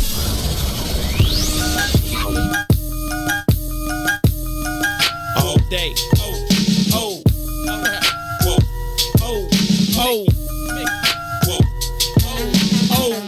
Check it out. See, while you was on the corner trying to scrape up pack money, I was driving 80 stack trucks off rap money. I'm back money. If you want it, come to the hundreds and ask for me. Meet them OGs that are blast for me. I'm right here. Ill Adidas, $400 jeans on me. Itchy with no safety, a loaded magazine on me. Southside, that's as wild as it gets. And no, I never sold crack. That's some house nigga shit. I'm not judging, but every man that's a man gotta stand by his principles, and I'm not budging. That's Mickey. You can take it how you want, but you can never be me. You can fake it how you want. I spit that uncut raw. You can bake it how you want. Break it down any way you like, you get the same result. Get in tune. The elephant in the room has now assumed pole position. Whoa. Oh. BJ, get him. Come on. Reporting live from the gutter where that butter get gorillas jobs. That's why we call it work. The same work will get a nigga robbed. I throw my dice against the concrete. If the bitches pass, see you later. Grab my paper, tell us later, kiss my ass. This the jungle, baby, I'm a lion. Try me, I'll be firing. The same banger, save Private Ryan. You the prey, you survive and hide. Better pray that them vultures and them rovers don't go flying by him. Them other niggas just so-so. How Linda birth a nigga this hot in the cold go? I went from 20-inch assassins on that Osmo to the pretty 760 sitting low on them bozos. Those are big shoes, you motherfuckers is so slow. Get caught without your heat in these streets is a no-no. Baby need Pampers, daddy need that photo. It's bread or nothing, big ol' niggas, you see the logo. Whoa. Your ass bad. What's happening, family? We are back and we are live from inside the What's In It for the Black People Media Studios alongside Toussaint Werner, who I think just likes to mess with me. Like, I think he likes to wait until I ask for the mics to go back hot to tell me something that I get real concerned about. Like, wait, not yet, later. Thank y'all so much for tuning in to this Wednesday edition of I Said What I Said. We appreciate y'all, man. Shout out to everybody that's watching on Facebook. Shout out to everybody that is watching on YouTube. Hope y'all are doing well out there. We are keenly aware that y'all could be doing anything else right now, including absolutely nothing. The fact that y'all are here with us and contributing to this conversation, something that we don't take for granted. We don't take it lightly. We certainly appreciate each and every one of y'all. Thank you so much for choosing to rock with us on a daily basis here at What's In It for the Black People Media Network. And not just here on The Best Show, but even if you listen to the Mace Jackson Show, we appreciate that as well. Two, I like the show. First of all, Salim said that I need to start collecting your throwaways and just hold on to them, and I'm going to start doing that. But I have to rip them out your thing, though. We'll figure it out. Because your ass just be doodling and throwing shit away, man. Anyhow, I like the show Chicago PD, right? They have been tackling this issue of police brutality against black people, not only outside the department, but within the department as well. I don't know, somewhere towards the end of last season, or they do these long pauses in the middle of the season. I don't know what it was. But anyway, they had an episode where LaRoyce Hawkins' character, Detective Atwater, is he's a witness to a police officer that was killed off duty after he profiled this black kid, stalked him into a building, chased him, and the kid kind of fired back in self-defense. And turned to this whole thing, and they wanted Atwater to say, you know, the kid need to go to jail and all this other stuff, and it was justified, but it wasn't. And so he didn't do that, right? And it made him a target within the department. And so they were stalking, they were sitting outside his house, they beat him up outside his house, they was threatening to kill him, all this other kind of shit, right? Point is, that's the type of thing that they've been trying to tackle on the show. And so the last two episodes went like this. One episode, 2 episodes ago, they had a white cop, right, with a black police partner. They got this young black dude pulled over. And during this traffic stop, the white officer shoots and kills the black driver, right? Completely unjustified shoot. It's all on tape. Kid's got his hands up, don't shoot. Kid told him, I have my concealed carry, right? It's in the car, right? Or it's on me or whatever, but he's like, I'm hands all the way up. He's like, and dude yelling at him and all this. And anyway, he shoots Similar him. to the Minnesota deal. Right. He shoots him dead on the scene, right? It's all on camera, no way to justify the shooting. So they go through this whole process of trying to get him arrested. And as they go to arrest him, they got to take him to some safe house because they got message that somebody was trying to kill him. That the brother, officer. Yeah, the brother of the guy that he had killed was heavy in the streets, and they was trying to kill the officer who killed his brother, right? And threat was credible. They took him to the safe house. They still found him at the safe house. They showed up with AKs, sprayed that motherfucker up, right? The hood dudes. Yeah. Sprayed it up, and they didn't kill him. They got away, right? They go to another spot. Anyway, they end up tracking him down there too, right? Point I'm trying to make is that during the show, Atwater and his partner, I think Ruzek is his name on the show, white dude, right? Who's shown himself to be of good character throughout the entirety of the show, right?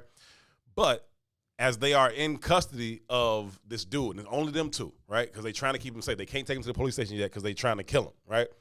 And so the whole show is just them two kind of like in this warehouse trying to keep this dude safe until they can find out who's trying to kill him and get that situation dealt with, right? After he killed the boy in the streets. After he killed the boys in the streets. After he killed, they went to arrest him. They went to his crib, arrested him, and but there's this dynamic that's taking place between Atwater, the black officer, and Ruzek, the white officer, the whole time, right?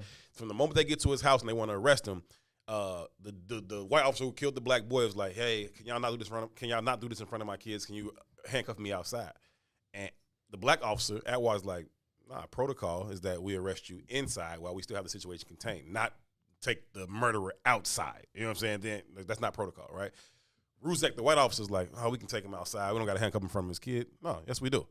Handcuff him in the crib in front of his kid, and we out of here. Like, just like we would do anybody else that we came to arrest for fucking first-degree murder, right? So anyhow, but this dynamic continues.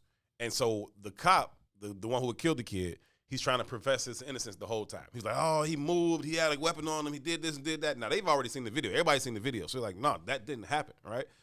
But Atwater's getting pissed off about the dude trying to explain this shit away. And Ruzek is just like, man, stop talking. I don't want to hear you talk no more. He like, so they get this beat. Atwater's black. The black officer's like, he's getting pissed that the killer cop is trying to explain this away. The white officer is kind of indifferent about it, right? That's his whole demeanor. He's just indifferent. He's like, I don't really want to be dealing with this shit. And so they create this beef between them where it's like, well, why the fuck you ain't mad, right? If I'm sitting here mad, why you ain't mad? You my partner, right? But what, you a good white cop, so you ain't mad? He like, how you? So now the white officer's mad. He's like, man, I'm out here with you in this shit every day. You know I ain't like that. Why are you coming to me like that? But so they have this whole entire dynamic. What ends up happening at the end of the episode is what I've been trying to get to in a long, long ass way. But anyhow, at the end of the episode, the street dudes find them again at the warehouse. They come in there. They got him pinned down. He got position on him and everything, and he's got weaponry on him and all that, right? So he got him pinned down. On who? Who? They got who pinned down? On the murderous cop. The murderous cop and the two cops to protect him, because they still trying to protect him. You know what I'm saying? They still trying to just get him turned in and arrested, right? But so the dude is yelling at him. He's like, listen, man. He like, y'all know he killed my brother. He's like, if y'all walk out of here right now, I'll let y'all leave. I just want him, right?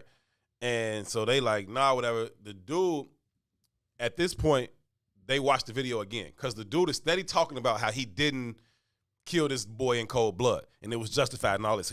So they like, man, what the fuck are you talking about? So they take him the phone, they show him the phone again, they show him the video. And as he's watching the video, he's like, now watch, he's gonna move. Shorty never moves, he's hands up like this, and dude just pumped like 5 or 6 bullets into him, right? And so he like genuinely confused.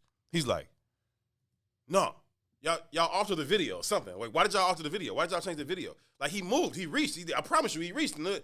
He genuinely believes this. Like, that's what they're trying to portray in the show. And so I'm looking at this and I'm like, why are y'all going so hard to create this narrative for you want us to understand the position that they're in? Because they talk about how decorated of an officer he is, and he putting his life on the line on the streets, and you never know. And you're trying to get they went out of their way to try and create this, make him this sympathetic character, in my opinion. And it's like, ain't no sympathy to be offered to this man. He killed that boy in cold blood. Now, y'all making this narrative like he really didn't know, right? And it's like, now that's what you want in our heads when these white officers do that across the country. Be like, oh, well, maybe he really thought the shorty moved, or maybe they really out here that kind of scared and that kind of. I know y'all scared, but motherfucker, I don't care. Like, that ain't no justification for you killing unarmed people or unjustifiably killing people. Like, that's nope. Nobody's. I'm not with that. What's up, man? Did they kill him though? Yes. Thank you. Yes, they did kill him. The brother did get the drop on him and ended up shooting. But this is what happened. Again, to make him a more sympathetic figure. Once he's seen the video for himself and realized that you did shoot this boy in cold blood, now he's like, oh man, I killed that kid. I deserved that. So he walked out. They was like tucked down in the little corner where they was relatively safe from the gunfight. They ain't really had no escape route, but from where they was okay. He's got up from there and walked out, and the brother just unloaded the AK into his chest. Again, making him a sympathetic figure again. Like, oh, once he understood it, then he was, remorseful and, felt like he deserved that. That type of shit bothers me, right? Next episode, they got. Oh, this is just one episode. Fuck you. I thought this was a season. No, fuck you. Now, what happens in the next episode? Next episode, there is a young black cop, right, who's trying to join they putting him into the intelligence unit where Atwater and them work at, right? This is the don't really matter. But this was the young black cop who was the partner of the killer cop that was on the scene. And so now he's trying to figure out his role within the department and all that. Anyhow, they do this. He go undercover, and he builds a relationship with this dude, and they trying to set this dude up. But they really trying to set him up because they want this other dude who's shaking down black business owners in the community, right? He didn't kill 2 of these black business owners who refused to be shaken down by him, right? And so he killed them. So they trying to use this other dude who works under him to kind of set him up. But the dude develops a relationship. The cop, the undercover cop, develops a relationship. Boozy said, I'm just gonna watch the episodes. Watch it. I don't care. I'm way too far in to stop. I'm gonna keep telling y'all anyway. So that's hilarious. Anyhow, you finish it before the break though. Huh? Yes, I intend to. I hope. God willing. God willing. Won't he do it? Maybe. The next dude, right? So the undercover cop develops a relationship with the guy that they trying to set up this thing on, so they get him to roll up on the big dude. Anyhow, the dude they trying to get him to set up, he takes care of his younger brother who has an extreme form of epilepsy, right? And so he got to pay for his medicine. He takes him to the hospital all the time, all that shit. It's just him and his little brother. And so the cop develops a relationship with this dude, and he's like, man, can't we lock up the killer dude without sending this dude to prison or whatever, right? And they like, man, they use Atwater to tell him, like, nah, man, they use the other black detectives, like, nah, that ain't how it works. We got a tough job. We don't get to pick and choose like that, right? Anyway, when at the climax moment of the show, they end up killing the dude that he had built a relationship with. The dude they was trying to set up, they got him killed by the big boss. The big boss became suspicious. He wanted to kill the undercover cop. Dude jumped in front of him and killed him, right? And so dude was like, man, it's got to be a better way for us to do this thing other than, because he's like, now, y'all done got him killed. His little brother going to go into live in the system, and then we just creating another criminal now, right? And they explained that away in a way that didn't allow for sympathy for that dude. And I found that to be in direct contrast to what they did to the white officer who had just killed this boy in cold blood. Like, y'all went out y'all way to create sympathy for him, and then y'all go out y'all way to destroy any sympathy for this black dude. And it's like, why the fuck, what y'all trying to do with the narrative on this show? And I don't think it's just by chance. I think that they understand fully what the fuck they doing. And it bothered me. I know you ain't seen it, and that's it. I got it off my chest, though. I feel great. Let's take a break. I don't care. Yeah, I don't know what the fuck happened in either of those series at this point. It's fine. I got it. Doesn't matter. I agree with what Herb said, whatever it is. Doesn't matter. Made sense to me. I got it out my chest. I'm mad at Chicago PD. I watched it. WIIFTBPM. Introducing your trusted source for high-quality black emojis, better known as Blackmoji. We believe black is beautiful, and that beauty should be reflected in the digital market. Now there is an app that does just that, starting with Black Greek letter organizations. Blackmoji D9 offers more than an emoji app. It is a cultural experience of black excellence. Download the app in the Apple or Google Play Store to access a specially curated catalog of emojis representing the Divine Nine. Use the emojis to celebrate Black Greek events, acknowledge current events, support social causes, and learn about esteemed Black Greek members who blaze the trail of Black history. A portion of every subscription goes toward a scholarship fund specifically for members of Black Greek letter organizations to help keep the legacy alive. Download the Blackmoji app today. Yo, who said devotion had to be sad? Yo, check this out. The Lord is my shepherd, shall not want. He maketh me to lie down in green pastures. He leadeth me beside the still waters. He restored my soul. God's gonna turn it around. Come all the way with me. Don't leave me now.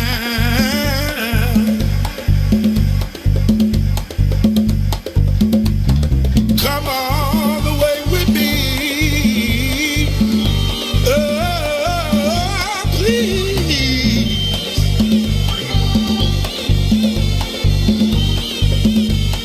Please. Please don't leave me now. Please don't leave me now. Please.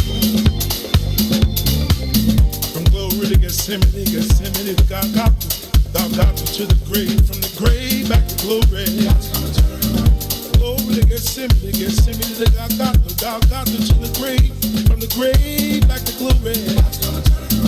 Glory to Gethsemane, Gethsemane to Golgotha, Golgotha to the grave, from the grave. Glory to Gethsemane, Gethsemane to Golgotha, Golgotha to the grave, from the grave back to glory. Oh yeah, oh yeah, oh yeah. Come all the way with me. Don't leave me now. Come all the way with me. Oh, please.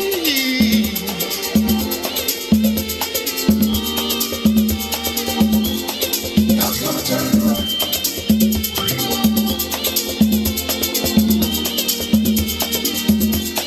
God's gonna turn it around.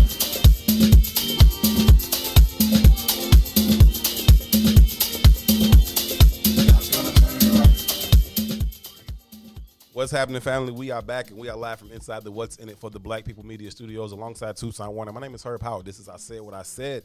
It is Intellectual Thuggery at its absolute finest on a Wednesday afternoon. Thank y'all so very, very much for choosing to be a part of the conversation. Shout out to Maze, man. I wish I could see him dancing when this stuff be coming on, man. Like that's really the only reason I'm cool with all this Maze Jackson show music playing on I Said What I Said, because just watching him dance is worth the price of admission. I'm with that. All right, but you know what, Maze, I respect about your inability to dance? You don't give a single solitary fuck. Don't they say dance like nobody's watching? You do. I'll be like, straight up. I'll be like, don't look. Don't look. Whatever you do, don't look. I respect the confidence in which you dance with. And I dance to the offbeat. That's genius. Clearly. That's the genius. Is that what it is? It's the offbeat. Y'all be like, he's calling Bolingbrook genius. You're right. That's the Bolingbrook. That's the Bolingbrook bop. Right? What's my man? What's old boy from Bolingbrook with the rap? I can't think his name. King. Oh, somebody, yeah. King Sosa. That's the King Sosa style, man. Who was King Sosa from Bolingbrook? Okay, so I'm gonna tell you, this would be a great comedy, but you should Google King Sosa from Bolingbrook. I would look it up. King Sosa. Like Chief Keef's cousin. Right. It's gonna replace. Why, he gonna be a white dude? It's gonna replace. Show your work. It's test your work. Right. Show your work. Show your work. This is a whole math equation. It's a math equation. Hey, I was never good at showing my work, bro. Like I do math in my head, and so the equation never really fuck the equation. I can get to the answer in my head, and then I always get in trouble about it. This is my King Sosa World Productions. Let me know if y'all want to play the video. He has a song called Streets of Bolingbrook. Oh, we got to play it. It's epic, dog. It's epic. Pull it up. Play it. It's epic. You ready? I'm the ready. Streets of Bolingbrook. I remember the first time he's somebody. black. Why? It's epic, dog. Oh my! It's epic, God. dog. It's epic. I'm telling you, dog. It's Look epic. at this fucking guy. We worldwide, dog. We worldwide, baby. No, y'all not. Worldwide, baby. Y'all didn't even make it to Chicago until one of y'all brought it. King Sosa, baby, to the world blow up. Play the video. I don't even know if we should contribute to this foolishness too. And it is truly purely foolishness. It's 4:59. It starts at the. It goes to their old high school. The Bolingbrook High School football stadium. Hey, cause we the greatest. Where we coming from? The streets of Bolingbrook. That's how it be. The streets of Bolingbrook. It's where it's at. The Kill me streets now. of Bolingbrook. The streets of Bolingbrook. The streets of Bolingbrook. Where we coming from? The streets of Bolingbrook. That's how it be. The streets of Bolingbrook. It's where it's at. The streets of Bolingbrook. The streets of Bolingbrook. The streets of Bolingbrook. Where we coming from? The streets of Bolingbrook. That's how it be. The streets of They Bolingbrook. can't even find a place that looks like the streets of Bolingbrook. The streets of Bolingbrook. The streets of Bolingbrook. What do you, folks? It's your boy King Sosa. This my hometown. I grew up in Bolingbrook, Illinois, cause that's where I'm from, my nigga. Beacon Ridge is a bad neighborhood in Bolingbrook. From the streets of Bolingbrook, it's the same old shit. Beacon Ridge, the project, you know it. On my side of town, Bolingbrook Raiders, that's who I support. I'm a big fucking fan. Always turned up. I try to stay humble. It's about the motivation, cause it's about the money. Bitch, I'm a rich nigga. I be chasing money over near the promenade. You already know. It's a shopping mall. He raps on the offbeat from too. Jersey, cause I'm a jersey collector. That's what I do in my motherfucking life. That's who I represent. Cause this my hometown. I grew up in Bolingbrook. You don't know about Lily Cash? What's wrong with life. you? Where we coming from? The streets of Bolingbrook. That's how it be. The streets of Bolingbrook. It's where it's at. The streets of Bolingbrook. The streets of Bolingbrook. The streets Stacking that paper, dog. Where we coming from? The streets of Bolingbrook. That's how it be. The toilet streets paper. of Bolingbrook. He got a whole album, The Jack. streets of Bolingbrook. The streets of Bolingbrook. The streets of Bolingbrook. BHS. What does it stand for? Bolingbrook High School. I went to school in Morgantown. Back in 2012, she played basketball. What? On the team. She won 3-peat back in 2009 through 2011. Don't hate on Morgantown, the greatest women's basketball player ever. It's all good. I'll always remember you in the WNBA. Stop hanging on the streets. Get the fucking work. Indian Notes is the hood. That's how they study on the block in the streets of Bolingbrook. What high school did I go to? Bolingbrook High School. Mr. James Mitchell Jr. was my old principal. Just like Raiders football. Won the state championship in my senior year. You already know. All the way turned up, nigga. Where we coming from? The streets of Bolingbrook. That's how it be. The streets of Bolingbrook. It's where it's at. The streets of Bolingbrook. The streets of Bolingbrook. The streets of Bolingbrook. Where we coming from? The streets of Bolingbrook. That's how it be. The streets of Bolingbrook. It's where it's at. The streets of Bolingbrook. The streets of Bolingbrook. The streets of Bolingbrook. He dead serious, dog. Dead serious. King Sosa, baby. Forever. Talk about, boy. I am at a loss for words. Dealing with some You don't got like no water gun sounds in there? You ain't got no. But I swear to God, I can't wait till Sonya gets back. Hey, Oh Joe. my The God. streets of Bolingbrook. Dropped off streets of Bolingbrook. Okay, streets of. Hey. I'm coming from The streets of Bolingbrook. Let me just say this. It explains a lot. That explains a lot. King Sosa, baby. Explains everything. Explains it all. That explains Bolingbrook, Joe. Oh my God. We ain't Bolingbrook. We ain't never gonna have no disagreements around the station no more. Because I call the streets of Bolingbrook. I understand. I get it now. I get it. I understand where you're coming from on all of this stuff. Oh my God. Oh, you need to add that to your morning show theme, though. That should be our introduction. The streets of Bolingbrook. The streets of Bolingbrook. And let Todd dance to it.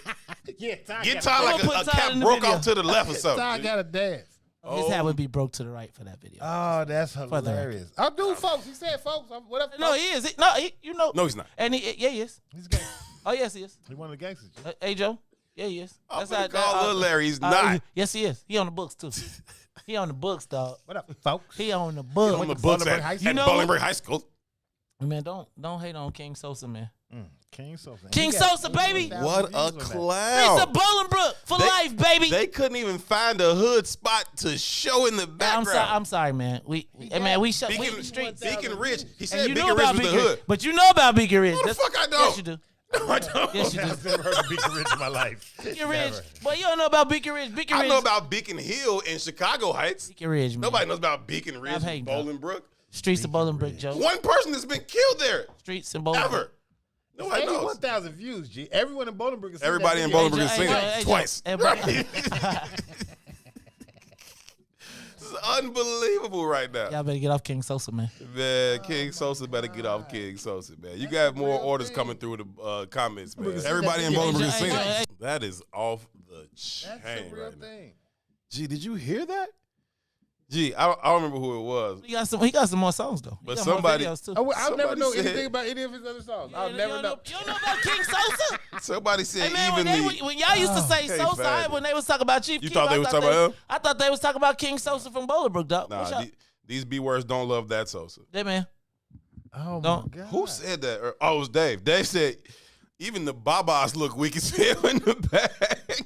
Hey man, we got, don't the streets of Bolingbrook. He's standing in the middle of the mall. In the middle of a parking lot. Get it in right. the high school. Get it. $100 million high school. Chill out. I wish we got a black field now too, right? Like black. The turf is black. The turf is black. In the streets of Bolingbrook. Yeah, them white people got money out there, man. Hey man, that's because Herb know about Bolingbrook. He ain't. He like. I don't know. I don't know a single thing about Bolingbrook football. Yeah, you do. I do. They had a good team when I was in high school. I respect and salute that. All right. Don't be tripping on the streets of Bolingbrook, man. How could I trip on the streets of Bolingbrook? I just want you to know I'm thankful and grateful. Hold on. To experience that song. That is a sound that you've never heard in Bolingbrook. Okay. That's going to be a mace or a drop. Believe that. On the streets of Bolingbrook. Please believe that shit. I went to Bolingbrook High School. Every time man say crazy shit, the streets of Bolingbrook. The streets of Bolingbrook. I'm telling Lil Rod to get on that tonight. The streets of Bolingbrook. That is. Streets of Bolingbrook. Oh, that's trash as shit. Wow. That's the I next. thought it was a parody. I couldn't Yo, believe Candace it said, Candace tagged Madam President, say, Carrie Steele, come get your husband ASAP. Get him now. You know better than mess with the streets of Bolingbrook. Bolingbrook. Oh my goodness. Yeah, that's a funny one, man. That we gotta definitely get that one into the playlist because we're gonna be using that. That's gonna be our drop for all quite the Maze often. crazy shit. Quite often. Streets of Bolingbrook. Streets of Bolingbrook. I'm gonna actually go through the song and find out specific moments in the song that work well. We gotta leverage the song, right? I got to go through that one. That's disgustingly sad. Do we know what was crazy? Well, like it was funny until it like got like middle of the song, and then he like his instincts kicked in, and it got good to him. He streets of Bolingbrook, streets of Bolingbrook, streets of Bolingbrook. Bolingbrook, dog. We hear Bolingbrook. You hear Bolingbrook from anywhere around the world. People be like, what? Huh? What? Huh? Yeah, streets of Bolingbrook, though. They be like, what? Huh? What? They be like, what y'all want? Huh? It's been a lot of long nights for people on that one. Hey, man, I used to absolutely hate that. Library. When I was in college, G, everybody, we was in the Illinois school, so everybody black was like, I'm from Chicago. And you ask them where they from, G, and it always be some Bolingbrook, Niles. Hey, it's Bolingbrook. Bolingbrook motherfuckers be like, Matson. we from Bolingbrook. Like, hey, Joe. Hey, man, Nobody West says Side that. Oh, yeah, we Nobody do. says that. Oh, yeah, I've we never do. met anybody who's like, I'm from You Bolingbrook. just said, yeah, uh-huh. Oh, yeah, you do. Never. Yeah, you do.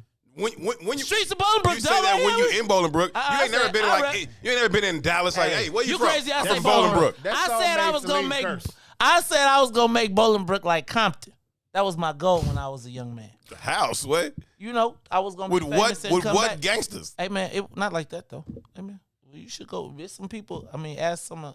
Listen, I'm gonna stop. Candace said they want to be oppressed so bad. They want to be oppressed. But what you say?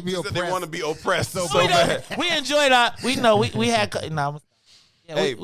we had a different type of oppression. Brandon said we dealt with Waukegan. racism.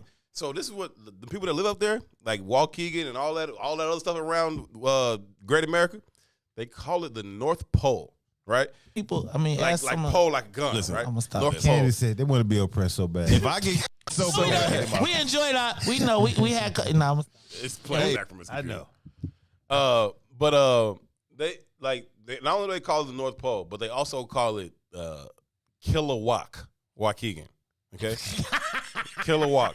I said, wait, what, fam?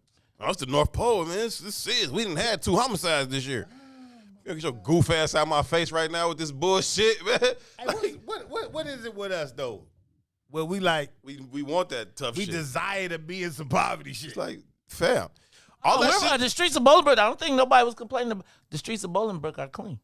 Yeah, but no, but these folks from the streets of Bolingbrook. But they glorify that shit until you actually gotta walk home when niggas are shooting on your block. Like, it ain't that glamorous. I don't get it. It ain't that glamorous, fam. I think I hit on this before. I think that for particularly black males, there's a lot, and even on your conversation, we don't have a lot of opportunity to display our power, right? And so the ultimate display of power, or the display of power that we often see, or the closest proximity to us, is that I beat your ass shit, right? And so oftentimes, even the I find very few black men that will not talk to you about what they would do or have the capability to do, even if they're not. And I think that is because we have limited opportunities to display the power, or to demonstrate power or lack thereof. So it comes out in this physical kind of thing. People, and all little boys want to be tough. It don't really matter. Like, even if you live in the hood, but that ain't your experience, you still want to be that. Everybody, bro. Can I say this? At U of I, everybody had they hat broke. right? They wasn't. I'm saying. Y'all also at U of I, like fam, like it ain't. I'm gonna suggest that two gangsters down here, fam. Like, but this is my point though. Like, I think here you are at college, and on some gangbang goofy shit. And I'm gonna tell you like this, real talk. I knew a lot of guys that wasn't necessarily as plugged at the crib, and then went to college. Oh, and recreate themselves. I would say I was one of those people, right? But recreated themselves to a point where it became detrimental, and motherfuckers went to jail, right? I know them people too. I mean, I'm saying like You I can't never play in seen, the streets. I never saw. You gonna get hit by a car. But I'm saying like, and then, but like in places like not Bolingbrook, but like in Champaign. Let's go to Champaign, right? Okay, cool. If you go off of campus and you get out into the north end of Champaign is busting. But it's the townies, man. And then you go to county. Once you get to county, you gonna get clicked up with those people. And I always say like that whole Scarface thing where there's a hood in every. There's like what I can't even think of the song right now. But I always feel like banging in Lil Rock. You would show up in Lil Rock and be like, these pussy motherfuckers, but them little country boys, because they're emulating even more so than what they thought was happening in Chicago, would shoot your ass. And I think what you found in places like in Champaign, in places like Bloomington Normal. Yeah. I don't know if y'all remember during that time when the girl got her eye shot out. Like she was in Bloom. It was a party. The Kappas got into it. Everybody, all the shootings that happened at I-State were niggas from Bolingbrook, right? Now, they was connecting with the GDs who got out at Peoria or who was downstate, and then they click up and it turns into this whole thing. Hey, ma'am, I think that there is a natural desire for young black men to be associated with some level of machismo. Yeah. And some people take it to the further end, and some people get grabbed in by it. I mean, I know people who was from Bolingbrook who gangbanged at the crib, quote unquote, but then you get down and then you get in it, and shit, next thing you know. And then you see, that's imagery too, though, right? And I think that's the difference between not really being from it, not being of it and in it, and kind of emulating it from a Hollywood kind of perspective, though. I think in some cases. You said some stuff about that about like Iowa, too. Absolutely. No, I mean, I think some of the most scariest situations I've ever been in was in Cedar Rapids, Iowa. Because they was emulating some shit they had seen on TV. That, or what I feel like is, particularly in places like Bolingbrook, like there was waves, right? Like, so the people like us who got there first, like we was like, what do you call it? Indoctrinated, right? Then you had that when Section 8 first got there, right? And then that's that second wave. Then you had the real Section 8, and them dudes was coming out to Bolingbrook. So say everybody in Bolingbrook was folks or vice lord just because you came from the city, your cousin or something, and it was no issue. When the rest of the city came out and it got real, all of that shit changed. And it was like motherfuckers was gangbanging for real. And I don't know if it was emulation. I think it was, at first we was all cool. Then the niggas from the city was like, hey, Joe, and ain't no, the brothers and the folks ain't finna be. And then those lines started. And then what you started to see was there was the people who peeled off and was like, hey, man, yeah, I used to break my hat off. But I ain't really folks. Right? Because it doesn't change to another level. And then it's the other ones that stick with it. And then they go down this path. And it's not the life that they're emulating from imagery. It is, they done got their knowledge, they done got on the books, they done learned they lit, and now they living the life in Bolingbrook. Now maybe they can't do the same thing. Like if you think about it, man, not think about it, but if you watch, like right now, I won't say right now, but Bolingbrook used to, every time you saw a major drug bust, like a major, like big vice lord, big somebody, they was out in Bolingbrook somewhere. Bolingbrook, Joliet, and that whole thing. So I think there is a component, but I think also you got to think about migration, right? Because most of the people from Bolingbrook didn't grow up in Bolingbrook. Now, they maybe were able to get away with more than they would have been able to get away with in the city. But I do think there was some legitimacy in that space. Man, that's like Africans coming to the States, though. No, right? I don't think so. Too, if you move to Bolingbrook, if you move to Bolingbrook, right? If you got a cousin that's folks or a cousin that's a brother, and he moves to Bolingbrook, right? And he goes out there, he gonna look around and be like, man, this free enterprise. And there's gonna be plenty of people that seek to emulate that because you want to be like the guy from the city who got legit stuff, right? And at that point, if your cousin moves to Bolingbrook and he gangbanging in Bolingbrook and he started a clique, man, he's indoctrinating them with what he learned. And I'm going to tell you, there was people in our crew who wouldn't shoot, and then there's people who went down that path. But be clear what I'm saying, though. I'm not putting it past anybody. I just said some of the most dangerous shit I've been in was in Cedar Rapids, Iowa. Mm-hmm. But it was all based in fugazi shit. A fallacy. So they overcompensating for some shit that they don't fully understand. Like I get not to mean that the bullets hurt less. Yeah, you do all that shit you say you do. But it ain't based in what you think it's based in. It's based in the idea that you telling yourself that you learned off fucking menace to society. I think that is I think there's two levels to that, right? I think when you start serving, right? When you start selling and you now are in the game, now you really in that space of territorial and all of those different things. And I think that a lot of times, what I would tell you that the most times that I've seen shootings or something go down in Bolingbrook is because of that. Like, right? So somebody from Joliet or somebody from the city be like, man, these niggas from Bolingbrook, they ain't shit. And then motherfuckers be like, stay right here. And then that's when it goes down. And I don't think it's overcompensating. I'm saying, like, we all got cousins. We all got family. We all got Bolingbrook is 30 miles from Chicago, right? So I just think that it's not always false. I think people emulate certain pieces, but I think everybody was emulating NWA. Go ahead. I'm sorry. I think it's always overcompensating, though. Yeah, and I think that's why the gay nigga be the toughest nigga or the hottest dude on gay people. And it's like I gotta prove I'm this guy.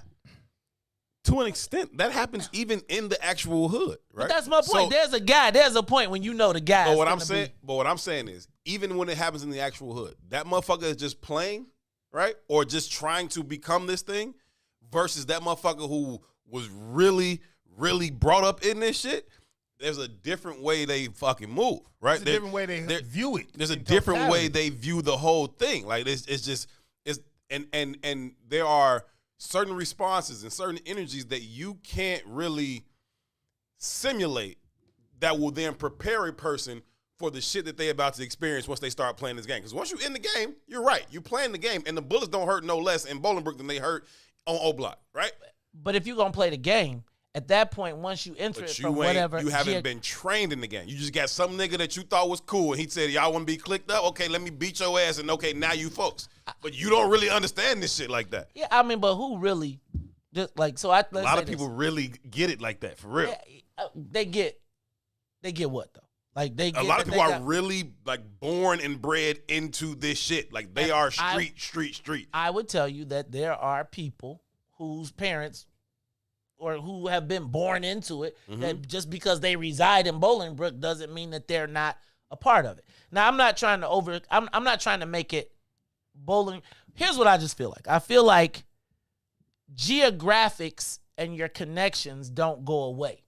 And I think once you get in the game, like, so there's a moment when you decide you're going to put your foot in the game.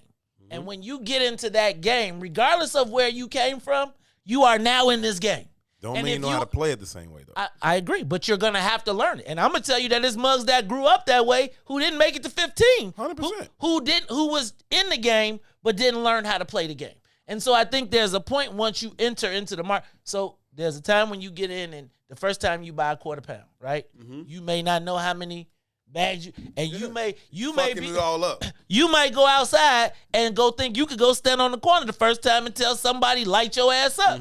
And now you may have made it from it and that wasn't the game, but now you got to decide, am I in this shit for real or am I not? And there becomes a point where regardless of where you're from, regardless of how you got there, once you're in the game, like, yo, cuz you got to, it's shit or get off the pot.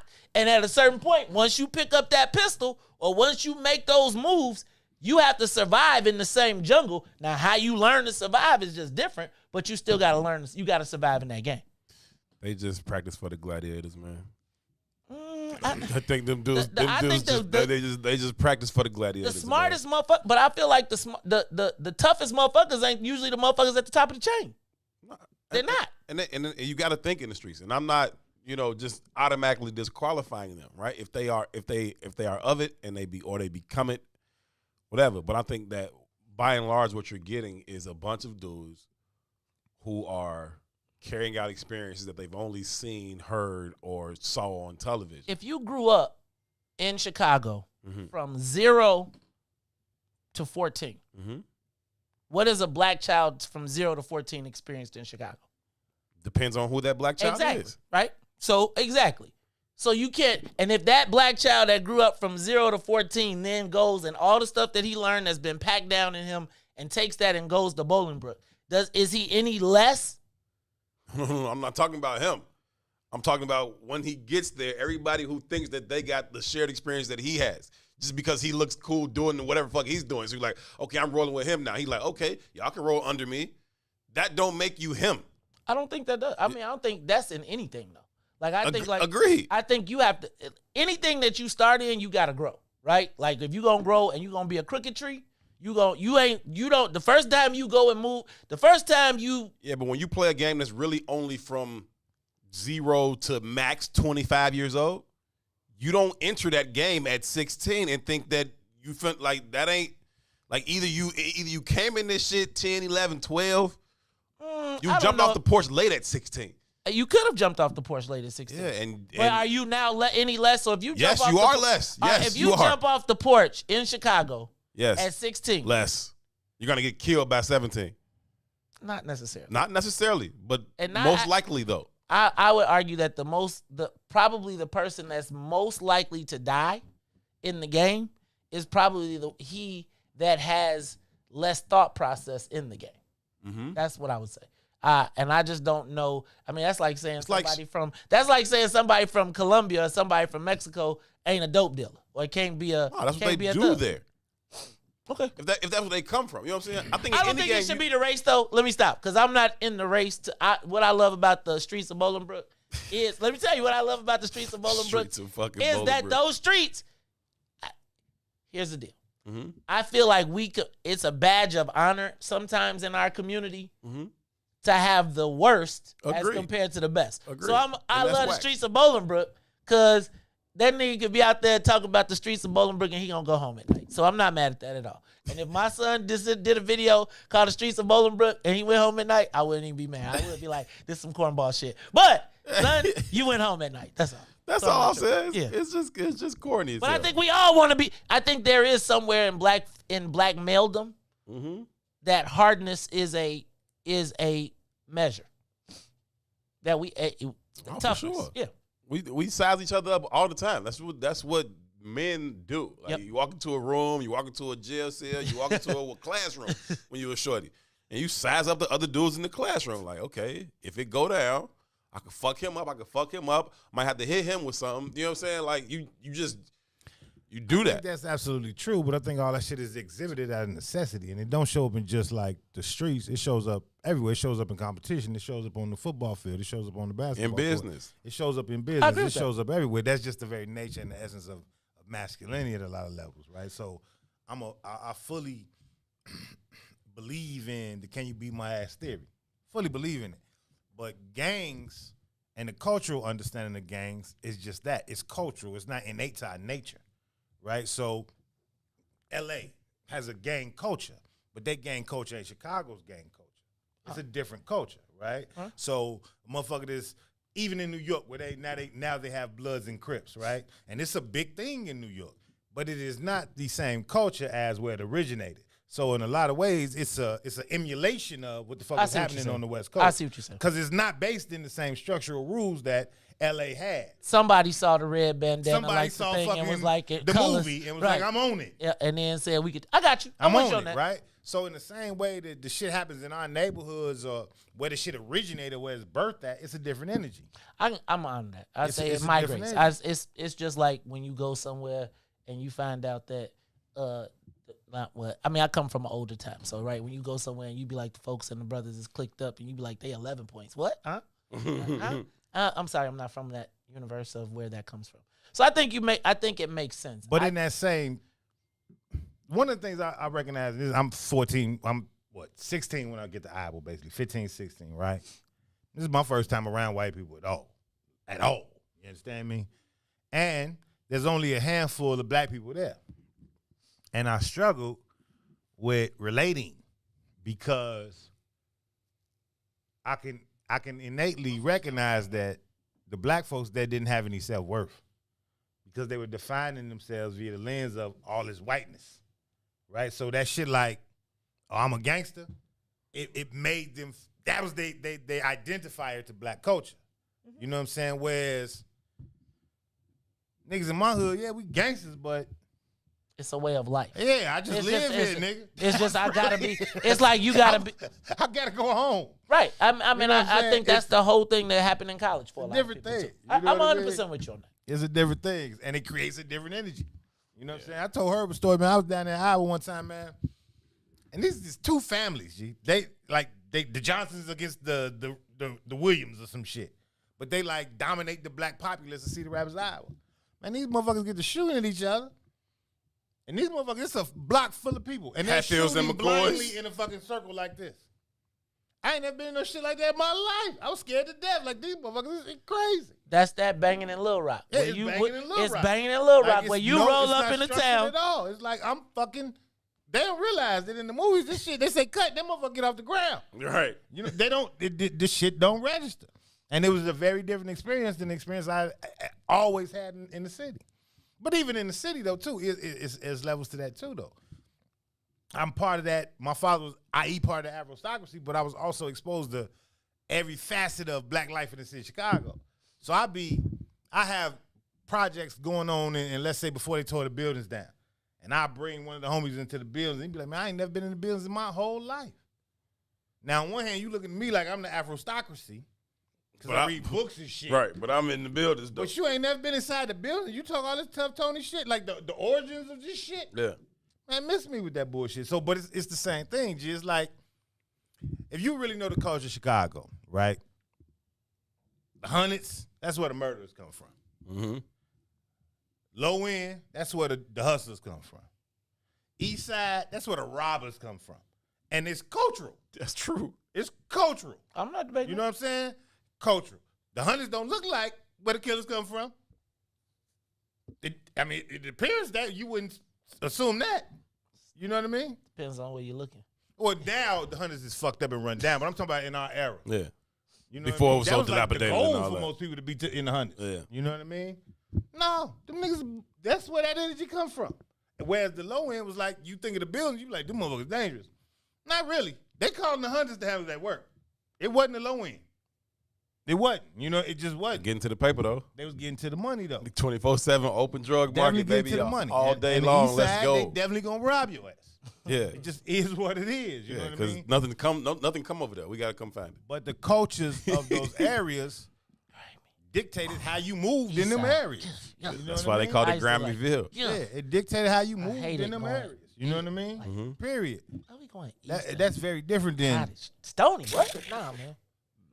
The east side is interesting because I was thinking about this the other day, really, a couple weeks ago, I guess. I was driving around and it dawned on me that unless you live over there, it ain't no fucking reason for you to be over east. Like, I mean, literally, not like you ain't No, got no there's business over here. literally nothing There's no over reason there. for you to be here. You know what I'm saying? There ain't no reason for you to be over east if you ain't from over I east. feel like I be thinking about the people from the Jackson Park Highlands. I'd be like, I know they'd be like, how did we? Yeah, and so it creates this connectivity from people over east. Like we against the world. Yeah, it creates this connectivity from people over east. And so everybody from over east got this like sense of pride about being from over east, right? And Is that a new thing? Because it seemed like, remember, it used to be you couldn't even get nobody to say east side. Now it's like, east side wasn't the thing. I would say the east side is still ain't the thing, but over east is a thing we've always said. Okay. You know what I'm saying? And it's just this sense of pride for us because everybody over there know each other. If you don't live east of Stony, what the fuck you coming east of Stony for? Yeah, it ain't nothing there. You know what I'm saying? That's true. Yeah, It ain't nothing there. There ain't nothing for nobody's like, oh, I gotta run over on Jeffrey for what? What the fuck you gotta run on Jeffrey for?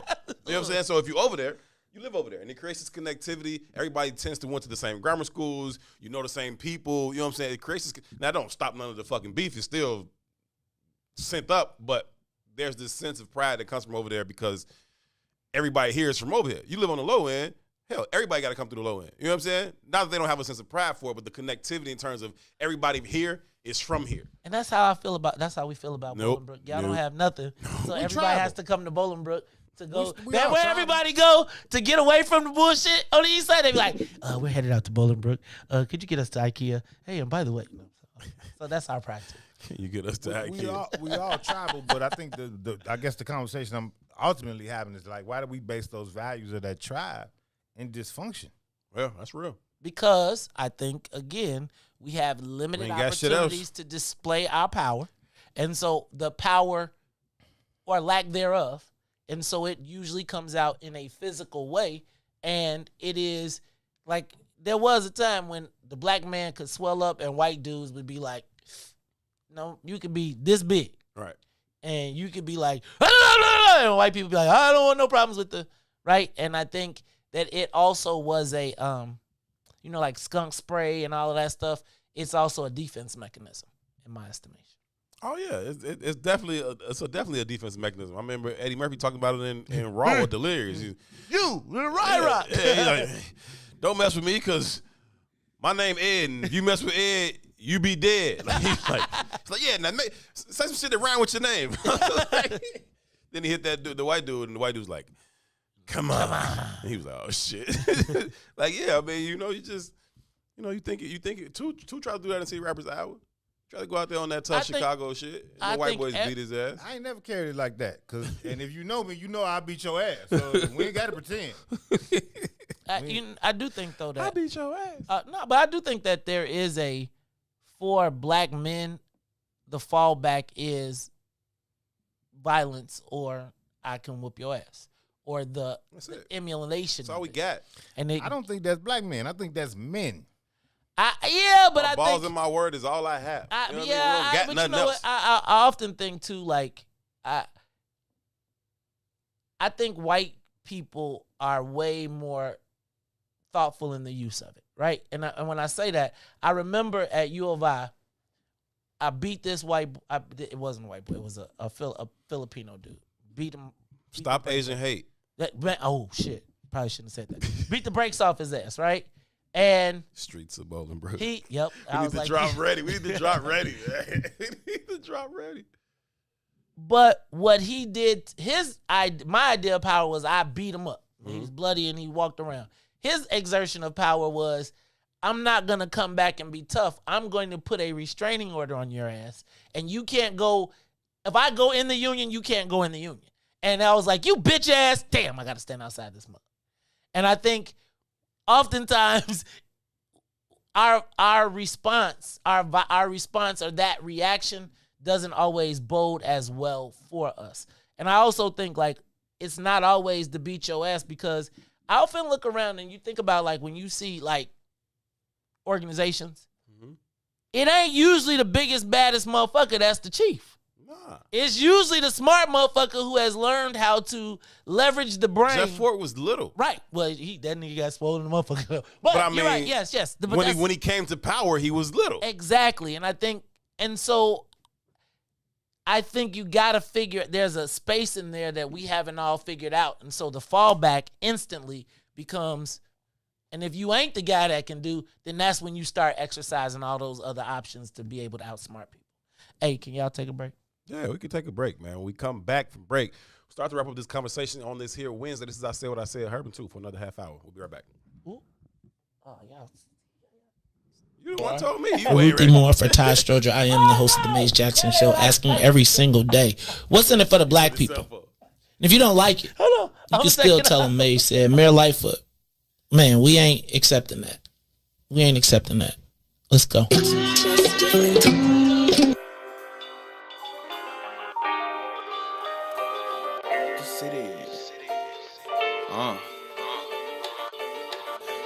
As I take a sip of this fifth that makes me shiver, you could probably sail a ship on this river full of liquor. We stay afloat where hope drowns in addictions, a potent mixture. This is the picture that depicts us. We live it up, giving what we were given, gave our all, refused to give in or give up, willing to risk it all. Gee, we lived on a tip drunk, dug deep in the trenches, shit, we knew what the risk was. But of course, again, it's the same story when shots fired in the alley hit shorty valedictorian. Where's the support for him, the less fortunate, another life lost lost. Another day in court again. 20 years for the defendant for any sort of grin. Ward of the state, he was raised in the orphanage. To where it all began, the source of it. Empty cupboards, floorboards, no money for the store again. That's all he knows. Just where I come from, all of what I've learned, most of what I've done, I owe it all to the people that I love. I hope you're proud of me wherever I go.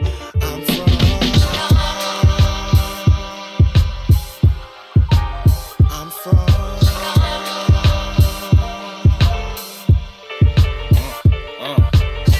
It's all political. What you tripping for? The richest ones get riches from the rituals. On the tip with hypes, tippy toe. For a fix a blow, getting dough. Running every type of give and go. No Philip Drummond in these different strokes. Where we come up on these risky roads. Pray for a pot to piss in for the kitchen stove. Criminal capers just to get us on. Bagging up the same order that gets us gone. Thinking maybe one day we may hit that goal. Until then I'm outside until I flip this soul. Grabbing bagels from the sick go on Cicero. I see a visual of them people frisking, bro. Stretched out by a shorty with a grimace on. Sometimes it ain't even the money, it's the principle. Can tell you why we died, but what are we living for? This is my city, this where I come from. All of what I've learned, most of what I've done, I owe it all to the people that I love. I hope you're proud of me wherever I go. I'm from. I'm from.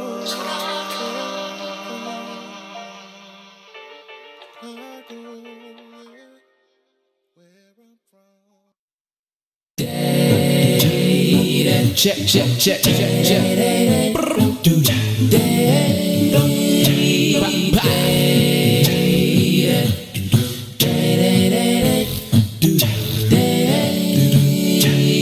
Oh, please, don't you rock my boat. What's up, family? We are back and we are live. We are inside the What's In It for the Black People Media Studios. This is I Said What I Said, although it kind of sounds like the Mace Jackson Show, and a little bit it sounds like New White Kill's World. You know, man, he's continuing to self-promote, you know, but I understand it. Mace. You know what I'm saying? If I had 2-3 extra days to kick it with the cool kids, I would promote myself too, you know? I dig it, man. It's being resourceful and taking advantage. Really, of it. what it is y'all need a music file so I could just go to y'all folder and pull the music, because that's what we don't have. Well, I think today is Wednesday, and I don't think we played Test Your Work yet, so we can get that queued up. At some point, we got to play Test Your Work for the people. Susan asked for it, so we got to give the people what they want. We made them suffer through the streets of Bolingbrook, to which Steve Jenks said, the streets of Bolingbrook. Steve, chill, man. Steve, chill. He said the streets of Bolingbrook are padded. You won't even break your skin if you fall outside. Right, because that's what you want to do. You want to fall down and you want to hurt yourself. Right? I mean, the streets of Bolingbrook, man, they are. The streets are paved with gold. I mean, we have stores, shopping, all of those good things. I mean, I'm sorry. I apologize. Maze would give I apologize. Maze would give his BHS diploma back right now if he could have went to like do Sabo or King or something like that. You sound so crazy. Clearly, you haven't seen Bolingbrook High School. I've seen it. It's $100 million high school. Exactly. I've seen it. All black turf field, right? And all of them wish they was from O Block. No, really. They really do though. And everybody in O Block wish they was in Bolingbrook. Everybody right. Clear? It's crazy. I've been to O Block. I'll stick with Bolingbrook. Yeah, but that's because now as an adult. But as a shorty, you wanted to be folks. Hey, low key, G. I certainly did not want to be folks. I grew up hooping in Parkway, G. My uncle from Parkway, right? So I grew up hooping. He's one of the brothers in Bolingbrook. I was like 6, right? And I used to have so much fun in Parkway, G. Yeah. From 6 to like 24, that's my second home. I was there every weekend. You know what I mean? Hooping, build relationships over there. And it's just because it'd be so many kids and so many people your same age back, it was just the place to be. Yeah, stuff to do there. It's 10,000 people live on this block. Something to do. Mm-hmm. You know what I'm saying? It's always something to do. When you around, people your age and other kids and hooping or water fights or throwing rocks or off the wall when we or lived whatever. on 62nd and Rhodes, it was like that. You just came outside and you was like, all the kids would come out at a certain time. You'd be like, I'm in. Yeah. And everybody be like, I'm in. And then it was a game and you was cracking that. I'm playing. Yeah, outside was the thing to do. Like, where you going? Yes. Outside. I don't really know yet. Okay, well, and you know, like, okay, you can go this kind of far before you need to check in. Wasn't no, like, cell phones and all that. Okay, you can go outside. Don't go past whatever without checking in. And nobody knew. Man, we'd be in Bolingbrook. You'd be on the other side of town, man. You'd be 5 minutes away. No, actually. No, we have to take our trip through the cornfield, and then you'll go through the cornfield, up the hill, and then that would be the shortcut, and then you'll wind up Then you end up in at Beacon Feather Hill Sound. or whatever? No, we'd be at Feather Sound, where the upscale. These places sound. Yes. But even to that Bolingbrook, Iowa conversation, I think that's really representative of what's happening in the streets, even in O Block today, though, in my personal opinion. And it's because the structure and the history and the legacies have been uprooted, and it's kids or people who lack the information driving a goddamn car, right? They become leadership without the information. You know what I mean? So you think about it, like during my childhood, we was averaging, 1,500, 1,800, 2,000 murders a year. I saw my first partner get shot in the head at 14. I was standing next to him. He got shot in the head at 14. That shit ain't normal. Hell no. You know what I'm saying? That shit ain't normal. But even to the numbers, bro, like when you think about like I said, the 2000, the 1800s, the this, that, and the third. And I do this shit myself. And I talk about it openly. Like I had to allow my son some leverage to kind of get up out of my purview a little bit. Like you got to experience this shit on your own because there's lessons out here that you're not gonna get on my side. But to the point of that, and even though those lessons are based in dysfunction in a lot of ways, you still got to fucking learn them because they are part of the environment that you are ingratiated in. And as long as I keep you away from that shit, it's creating a false understanding of the identity of this environment. Right. That's false. Let me ask though, does that? So I struggle with this, right?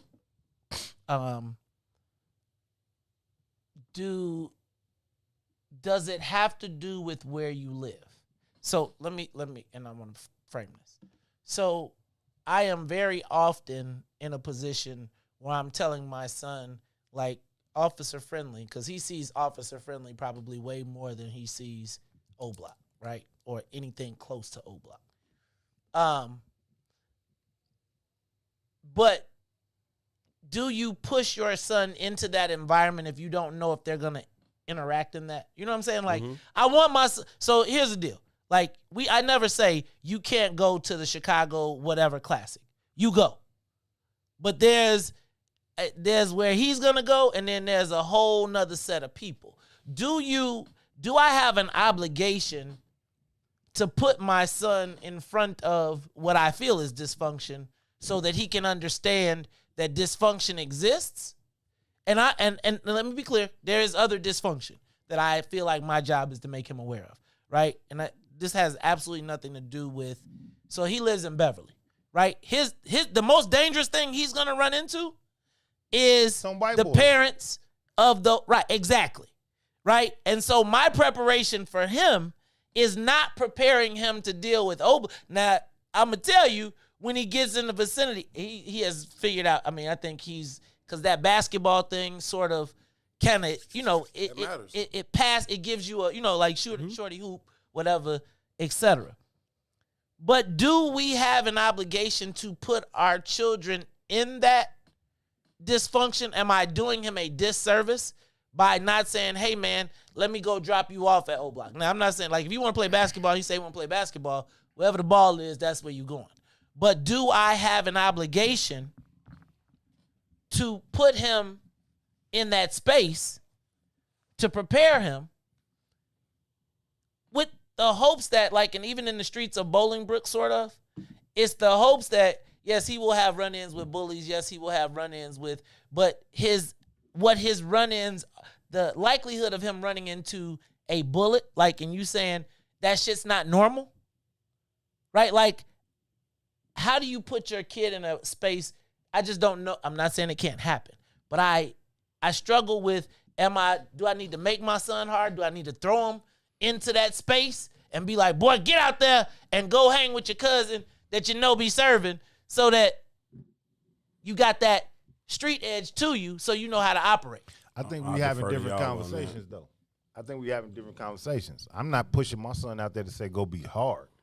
I'm saying you got to understand the environment in which you live in. That's and so I'm not pushing him out to be hard. I'm saying like you live in Chicago, right? You're gonna be driving soon, right? You gonna go pick up a chick on the east side. Do you need? No, you're not. No, but that's real shit. I tell Herb a story all the time. But my first engagement was with the east side was going to pick up a chick. And you know how it go. Who you know around here, right? I told him the story all the time. G. And this pre cell phones, right? So I'm over there. I can't find Shorty building. I see 8 niggas across the street. I know what time it is, right? But I know what time it is. Why? Because I've already learned to understand and navigate my own environment. Now, if I'm never been in an environment, them 8 niggas is just 8 niggas on the corner. You got to be able to infer something about that. But I recognize who them 8 niggas was 30 minutes before they decided what they was going to do. So now I got to respond, right? I have to have a strategy on how I'm going to react to what I already know they're going to do. But I already know what they're going to do because I've been in this environment long enough to have this experience before. It's not new to me.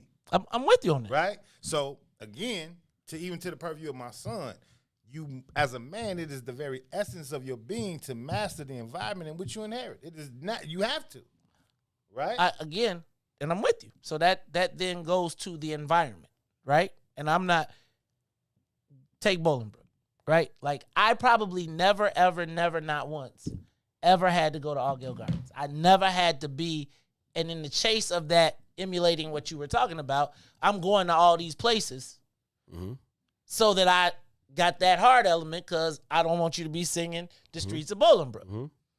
What do you do in that space, though? Because I don't know if my son, I'm going to say he will interact with it, but I don't know that's going to be his rotation, right? And I don't know that even in his travels, right, as he moves, he don't travel that direction. Now, from what I see. Now, we all know that our kids do and go and participate. But what is my role in preparing him in a space like that? When you don't, like, again, I don't necessarily know, like, I feel like his cousins, when he go hang with his cousins, that's your time to go find out about the rest of the world. And you interact with that. But what do you do if your child is not necessarily circulating in that space and you really want to keep them out of it? I don't think that a parent has a responsibility or a duty to necessarily, if you will, put your child in harm's way, right? I don't think that is necessarily what, you need to do. But I do think that you do need to make sure that your offspring is prepared for the environment they've inherited. And at some point, right? And even if, you do your best and I raised them in this neighborhood or I put them in this school, you can shield them for so long, right? At some point, every human being is gonna come across like confrontation or some shit, right? And I don't know to what extent you go about preparing them for it. Right, because I just feel like their confrontation is more. Let me tell y'all something. White. Tiger just said this, and it's absolutely true. She says exposure is key to adaptability. I don't give a fuck what you said. And to their experience, it ain't real to them. I don't give a fuck what you said. I 100% agree with that, but you don't have every experience. And every experience is not necessary to have. So, here's me. We're never going to not... Get your ass out the car because we going to home of the hoagie, and I know this ain't where you comfortable. Get your ass out the car because we over here. It's the same thing you do with kids that's from the hood when you say, okay, I know we from the hood, fam, but downtown is right there. You got to go downtown, right? Every now and then you got to like take your shorty to a fucking restaurant with real napkins. You know what I'm saying? Just regular. But also, let's shape the conversation. Because eventually they going to be in those spaces. The hood ain't just fucking negative either, though. No, it's not. It's beauty there. Part of that. But I don't think that's what we saying. I think now. But I think that's why we saying we keeping our kids away from it. Because that's the danger. Oh, yeah. The only conversation we're having here is the dangers of what exists in the neighborhoods where we exist in. They could also get a lot of good shit out of it. I.e. what happens when you raise a child like that, and I'm going to speak directly to the brother who said this. He said, I don't remember the comment, but he said, I wonder if I'm doing my son a disservice by keeping him out of them environments. It's my cousin Eric. He's from the hood. But listen to what I'm saying, though. I talk all the time about the basketball team that I coached. Mm-hmm. Talk tough as shit in the gym, get to the court, get their ass whooped because they're afraid. Now, my issue with them ain't got shit to do with Tough Tony. Right. Nothing. That's not your job in the lexicon. Right. You're not supposed to be Tough Tony, right? But here's the deal, though. You go to one of the highest ranking black grammar schools in the city. You're a black boy. You're going to go to one of the highest ranking black high schools in the city. You're going to go to somebody's fucking college and graduate and come back and be a motherfucking voice for the black community with no relationship to the fucking black community. Miss me with that bullshit. You got to be a part of the environment. You have to experience it. You can't raise a lion on no leash. All that other shit is false. So all the prospective leaders of the community are going to come from a pool of prospects with no relationship that to the never have. community. You know what I mean? Well, so I think that's that conversation we had with Dr. I've had it a bunch of times, but probably with Lance, I probably said that to Lance too. But here's my thing, and I guess I think we started with the O Block, right? And I think that the reason that this conversation goes there is because, again, we were talking about the glorification of the negativity in our community, right? And so how we got to this, I don't think we started out like the hood is all bad. I think the conversation started with, why do we feel like we got to be this tough machismo kind of thing, and it devolved down to that space. So I think that we definitely expose our children, but I guess I do struggle with, like, do I say, okay, like, no, you can go play, you going to go to that camp, you going to do all that stuff, you going to know your people, but I don't necessarily think that I want him all to absorb It's a delicate balance, right. And I think that you got to find that balance, and I always defer, again, to parents because I'm not a parent. But that being said, I am a person who grew up in a certain environment that now affords me the ability to move around that environment and any environment like it with relative comfort, right? And so I, like, wherever I am, Illinois or any other place on this fucking planet, I'm gonna go to the hood. It's just how I am, right? I don't gotta stay there, whatever. You know what I'm saying? But at some point while I'm somewhere, I'm going to the hood. So that's just how I am, right? When I was in LA, I just put up on 60th Street because I fuck with Nip, and I felt like I needed to go touch down over there, and I just hung out. I ain't do shit. I ain't just hung out on the fucking block where his grandmama stayed and talked to a bunch of old school Crip niggas. But they can feel my energy. They understand, like, there's an energy that allows me to be able to move that way. Yeah. And I think there's extreme value in that. And so my cousin is arrogant, saying, like, I feel an obligation as a parent to keep my kids out of harm's way. I educate him, but putting him in that environment is a no-go for me. Then he comes back and says, I wonder about that all the time. Am I doing him a disservice? And I don't fucking know. That's my answer. I would say, Herb, that you can get that coming from a variety of different ways, because I feel the same way, right? Like, if you go through and look at those pictures, you'll see us all standing on the corners with the guys from the hood in every place. I grew up in Bolingbrook, but I also feel that I can move in any space, right? Whether you folks, whether you're a Vice Lord, whether you are Latin King, whatever you are, whether you are upscale, whether you are not upscale. I just wonder how much value is in exposing our children to the worst part of our See, that's our the community. bullshit though to me, Maze. And both every comment in here, like, language is powerful, G. And we started this conversation off on why do we kind of gravitate to the negatives or admonish, like, value in the negative connotations of the shit that represents our neighborhoods. Even the word the hood, right? Every time I go somewhere, I go to the hood. Really, what that really breaks down to is the black community. And that is the bullshit. That is the language barrier. That is how we've been conditioned here. I.e., I'm not going to put my son, per se, in harm's way. What the fuck is harm's way? You think I'm going to drop my son off in the middle of a fucking shooting? No, I'm not going to do that. But I think you personalizing it. No, I'm not. Listen to what I'm saying. What is harm's way? Is O Block harm's way because it's O Block? Is 95th Street harm's way because it's 95th Street? Is the East Side harm's way because it's the East Side? There's power in how we leverage language, right? So, am I going to drop my child off in the middle of a fucking a gun battle? Absolutely not. But is this our environment?